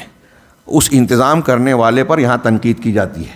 کتنی ناشکری کی بات ہے, احسان فراموشی کی بات ہے کہ جو پورے عالم اسلام کے لیے محنتیں کوششیں کر رہے ہیں, ان کی خیر زیادہ ہیں, غلطیاں انسان ہونے کی حیثیت سے ہو سکتی ہیں, ان کو آپ خیرات کو بھلائیوں کو نظر انداز کر دیں, دعوت کے مثبت پہلوؤں کو جو ہے حاشیے میں ڈال دیں میں, اور دنیا کے سامنے ان کی غلطیوں کو جو رائی ہیں پہاڑ بنا کر پیش کریں اور ان کو بدنام کرنے کی کوشش کریں. کیا آپ بھی یہ چاہتے ہیں کہ یہ حکومت ختم ہو جائے اور یہاں بھی وہی زندہ باد مردہ باد اور نعرے بازیاں, جان مال عزت و آبرو جہاں محفوظ نہیں ہے وہ ماحول یہاں بھی پیدا ہو جائے, یہاں بھی امن چین غارت ہو جائے؟ یقیناً چاہے یہ زبان سے نہ کہیں لیکن ان دعوتوں کا مقصد پوشیدہ یہی ہے, ان کا نہیں ہے تو ان کے پیچھے جو ان کے آقا ہے ان کا مقصد یہی ہے. چنانچہ عقیدہ توحید اور منہج سلف پر یہاں کے لوگ متحد ہو کر حکمراں اور رعایا سمیت خوشحالی کی زندگی گزار رہے ہیں, یہ ان کے لیے چبھن ہے. ہاں, عقیدہ توحید اور منہج سلف پر قائم ہے, شریعت کا نفاذ ہے, حدود و قصاص قائم ہو رہے ہیں. ہاں, امر بالمعروف اور نہی المنکر کا فریضہ انجام پا رہا ہے. ہمارے جماعت اسلامی کے دوست و احباب سے گفتگو ہوتی تھی کہ میں پوچھتے تھے بھائی ایرانی حکومت یا خمینی کی آپ اتنی تعریف کیوں کرتے ہو؟ تو کہتے ہیں کہ وہاں حدود کا نفاذ کر دیا گیا. میں نے کہا سعودی عرب میں تو برسوں سے نافذ ہے, کبھی میں نے آپ کو ایک جملہ نہیں سنا کہ اس کی تعریف کی ہو. ہاں وہ الگ بات ہے. کہا الگ کیسے ہے؟ ہاں وہاں وہ خاندانی حکومت ہے. تو خاندانی حکومت غلط ہے؟ ہاں دیکھیے حضرت امیر معاویہ کو اس لیے کہتے ہیں کہ انہوں نے یزید کو جو ولی عہد بنایا. بعض روایتیں کہتی ہیں کہ حضرت علی نے حضرت حسن کو بنایا, وہاں خاموش. خیر یہ ایک ابھی میں اس بحث میں جاؤں تو لمبی ہو جائے گی. انتہائی بیہودہ, میں جو بولا نا کہ مفکرانہ انداز میں, دانشورانہ انداز میں حماقت کی باتیں, شریعت میں بھی ایسا ہی استدلال کرتے ہیں. اب وہاں یہ کرتے ہیں. پھر میں نے سوال کیا کہ اچھا ایک کوئی ایسی مثال بتائیے کہ ایران میں کسی زنا کرنے والے کو سزا دی گئی ہو. کہا ہے ہمارے ایک مثال میرے علم میں تو نہیں ملے گی. کیوں؟ ایک زانیہ پکڑے جائیں گے, کہیں گے ہم متا کر رہے تھے. وہاں فضیلت کی بات ہے. سابق صدر ہاشمی رفسنجانی اپنے صدارت کے زمانے میں کہتا ہے کہ ایران عراق جنگ میں بہت سارے مرد مر گئے, زیادہ سے زیادہ متا کرو اور اولاد پیدا کرو. ایران کو پبلک کی ضرورت ہے. متا کی عام ترغیب دی, مطالبہ کیا. یہ ان کے یہاں فضیلت کی بات ہے. ان کی کتابوں میں ایک مرتبہ کسی نے کیا تو اس کا درجہ حضرت حسن کے برابر 2 کیا تو حسین کے برابر 3 کیا تو حضرت علی کے برابر 4 کیا تو رسول اللہ صلی اللہ علیہ وسلم, اور 5 کیا تو ہمارے عبید اللہ کشمیری صاحب یہ روایت پڑھ کے پیش کرتے تھے کہ اگر 5 کر لیا تو اب ان سے بھی افضل ہو گیا. ہاں کہاں جائے گا؟ اور وہ بھی کیا متا, کیا زنا. انا للہ و انا الیہ راجعون. جو جہاں زنا کو شرعی حیثیت حاصل ہو وہاں زنا کی حد کہاں سے قائم ہوگی؟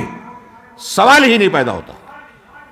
یہ تقیہ باز ہیں, ان کو پتہ ہی نہیں ہے. ہاں منافقین کا ایک ٹولہ.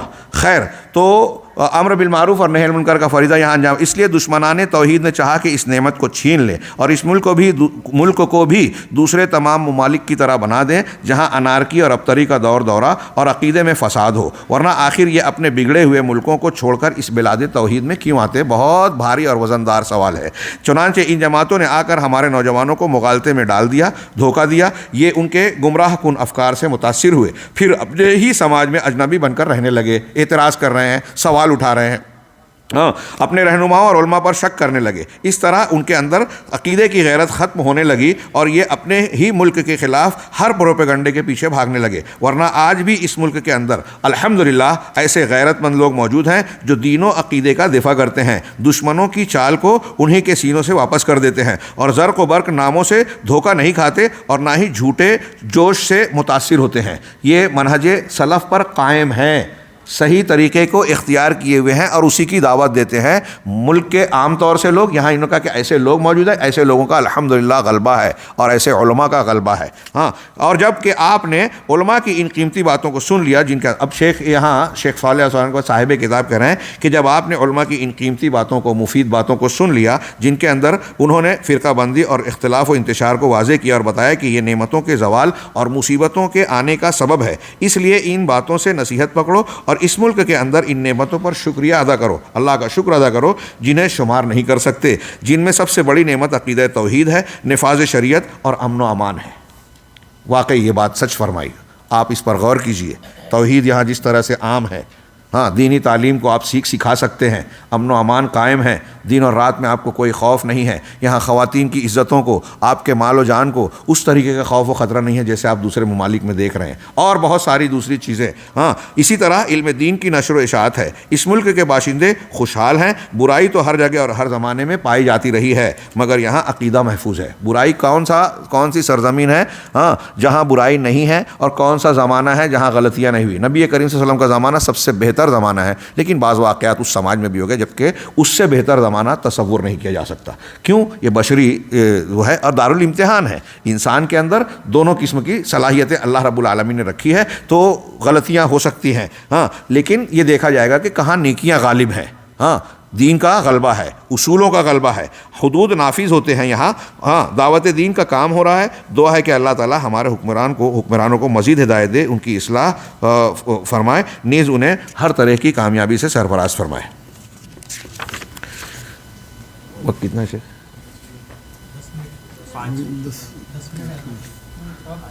یہ ایک ملاحظہ ہو جائے۔ ہاں جی، یہ پانچواں ملاحظہ ہے، کسی قدر میں اختصار سے کام لیتا ہوں، لیکن آپ سے گزارش ہے کہ آپ تیار ہیں کہ بھائی میں مختصر کہوں گا لیکن آپ اسے ایک مرتبہ پورا پڑھیں گے انشاءاللہ۔ تو یہ پانچواں ملاحظہ کہ اپنی مجلسوں میں حکام پر نکتہ چینی کرنا، ان کی غیبت کرنا، ان پر طعن و تشنیع کرنا، ان کے عیوب کو سامنے لانا اور ان کی غلطیوں کو اچھالنا، جس کی وجہ سے نوجوانان امت اور عوام اپنے حکمرانوں سے نفرت کرنے لگے اور جو فتنہ و فساد کا سبب بنے۔ بہت بڑی بات ہے، موجودہ دور کا ایک بہت سنگین فتنہ۔ اللہ کے رسول صلی اللہ علیہ وسلم کی حدیث سے استدلال کر کے اس تعلق سے شیخ نے متنبہ کیا کہ اخوانیوں کا یہ طریقہ اللہ کے رسول کی تعلیمات کے سراسر خلاف ہے۔ حدیث کا عربی متن چھوڑ کر اردو کو میں سرسری طور سے پڑھتا ہوں کہ آپ نے فرمایا، بہتر حاکم تمہارے وہ ہیں، اچھے حاکم وہ ہیں جن کو تم چاہتے ہو اور وہ تم کو چاہتے ہیں، دونوں ایک دوسرے سے محبت کرتے ہیں۔ ہاں، وہ تمہارے لیے دعا کرتے ہیں اور تم ان کے لیے دعا کرتے ہو۔ ہاں، حاکم کی عزت تمہارے دل میں، تمہارے اچھے حاکم، اور برے حاکم تمہارے وہ ہیں جن کے تم دشمن ہو اور وہ تمہارے دشمن ہیں، تم ان پر لعنت کرتے ہو، وہ تم پر لعنت کرتے ہیں۔ لوگوں نے عرض کیا، یا رسول اللہ، ایسے برے حاکموں کو تلوار سے نہ دفع کریں؟ آپ نے فرمایا، نہیں، جب تک وہ نماز کو تم میں قائم کرتے رہیں، اور جب تم کو کوئی بات اپنے حاکموں سے دیکھو تو دل سے اس کو برا جانو لیکن ان کی اطاعت سے باہر نہ ہو۔ یہ ایک حدیث جو نقل کی کہ نماز اگر وہ قائم کر رہے ہیں تو ان کا ساتھ دینا ہے، بہت اہم تعلیم ہے۔ وقت ہوتا تو میں کچھ تاریخی حوالے دیتا۔ ایک جملے میں یہ کہوں کہ کیا نام تھا جس نے بہت سارے صحابہ اور تابعین کو شہید کیا؟ حجاج بن یوسف کا زمانہ دیکھیے، ہاں، کہ اس نے کتنے مظالم کیے، کیسے کیسے قتل کیے، اس سے کتنے چھوٹے ہوا ہے۔ نمیر بن نمیر ایک رافضی کو، جس نے یہاں حکومت کے لیے چیلنج کیے تھے، بہت سارے قابل گردن زدنی جرائم کا ارتکاب کیا، تو اس کو سزا دی گئی، تو ہمارے ملکوں میں جو ہے طوفان اور اٹھایا گیا، ہنگامہ مچایا، ارے اس کو مار دیے۔ یہاں کے حالات اور اس کے جرائم کا پتہ ہی نہیں ہے۔ بھائی، دنیا کا کون سا ملک ہے جو اپنے باغیوں کو چھوڑتا ہے؟ ہاں، یہ باغی تھے، پہلے مرحلے میں قتل کرنا چاہیے تھا، انہوں نے تو مصلحتاً دیر سے کیا۔ ہاں، ہمارے یہاں یہ طریقہ اختیار کیا جاتا ہے اور فوراً تنقید کے دہانے، اور پھر آپ کی تنقیدوں سے کیا بدلنے والا ہے؟ یہ اسلامی طریقہ ہے؟ شریعت کا یہ حدیث، یہاں نماز قائم ہے، دعوت قائم ہے، توحید قائم ہے، اسلامی حدود نافذ ہے، جیسا کہ بھی ہم نے پڑھا۔ دوسری حدیث جو ہے حضرت زیاد کی ہے کہ ابو بکر رضی اللہ عنہ ساتھ ابن عامر کے ممبر کے نیچے دیکھا، وہ خطبہ دے رہے تھے، ان کے بدن پر باریک کپڑا تھا۔ ابو بلال نے کہا، ہمارے امیر کو دیکھو، فاسقوں کا لباس پہن رکھا ہے۔ ہاں، ابو بکر رضی اللہ عنہ نے کہا کہ خاموش رہو، میں نے رسول اللہ صلی اللہ علیہ وسلم کو فرماتے سنا ہے، جو شخص زمین پر اللہ کے بنائے ہوئے سلطان کو ذلیل کرے تو اللہ اسے ذلیل کرے گا۔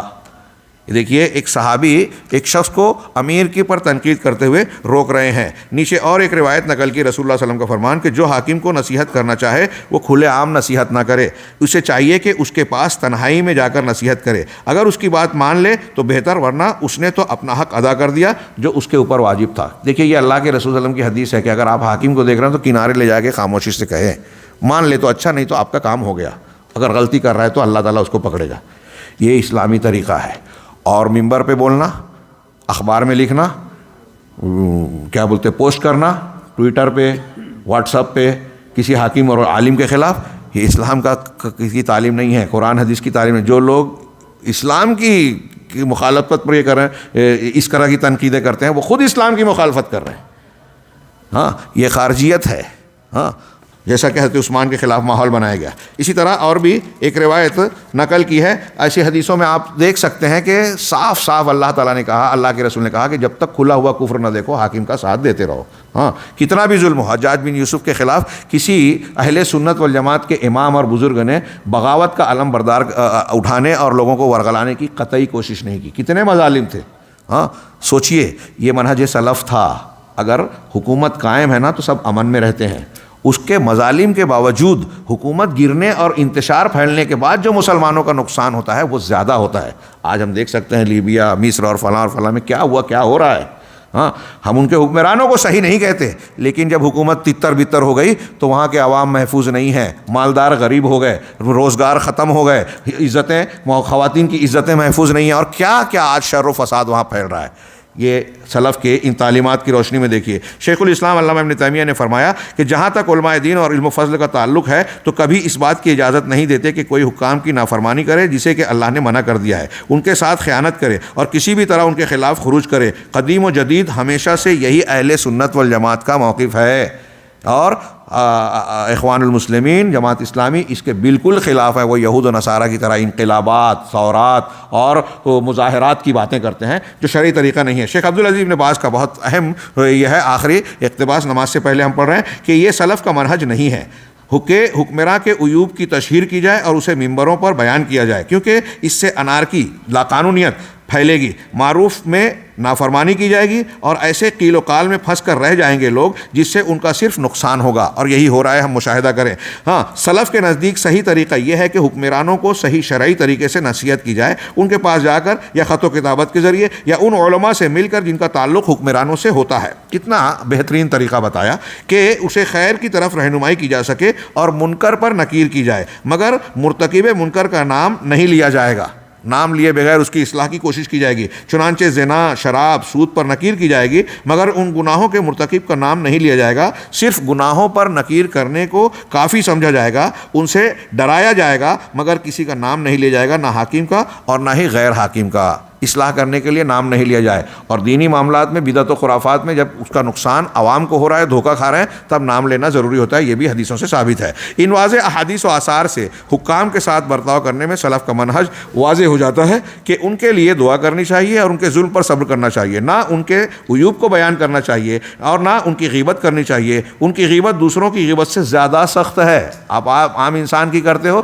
اور اس کے مقابلے میں حاکم یا عالم کی کرتے ہو, یہ زیادہ سخت ہے. انہیں نصیحت چپکے سے کرنی چاہیے, ان کے خلاف خروج کرنے سے دور رہنا چاہیے, وہ قولی ہو یا فعلی, بلکہ عوام کے دلوں میں حکام کی محبت پیدا کرنی چاہیے. یہی سلف کا منہج ہے. اس کے برخلاف خوارج کا منہج ہے جو حکام کی تکفیر کرتے ہیں, ان کے خلاف خروج کرتے ہیں اور لوگوں کو ان کے خلاف ابھارتے ہیں. انہی کے بارے میں بعض سلف نے کہا کہ قادی خوارج سب سے خبیث خوارج ہوتے ہیں. قادی خوارج کسے کہتے ہیں؟ یہ ان خوارج کو کہا جاتا ہے, ایک تو وہ ہوتے ہیں جو ہتھیار لے کے نکل گئے حاکم کے خلاف بغاوت, ایک وہ ہیں جو چھپے رہتے ہیں اور لوگوں کو بہکاتے ہیں. ارے دیکھیے حضرت عثمان غنی نے اپنے رشتہ دار کو جو ہے والی بنا دیا, حضرت عثمان غنی نے ایسا کیا, یہ خوارج کا عمل تھا. ایسے ہی حکام کے خلاف جو لوگوں کو بھڑکاتے ہیں, ذہن بناتے ہیں, میڈیا میں جو ہے پوسٹ کرتے ہیں, وہ قادی خوارج ہیں, سب سے خبیث ہیں. ہاں اور یا کہہ رہے ہیں یا وہ ابھارنا فعلی ہو یا تو مسلح خروج کے ذریعے یا مظاہروں کے ذریعے حکمراں کے خلاف. یہ ساری چیزیں جو ہے یہ اسی قسم کے خوارج کے طریقے میں شامل ہے.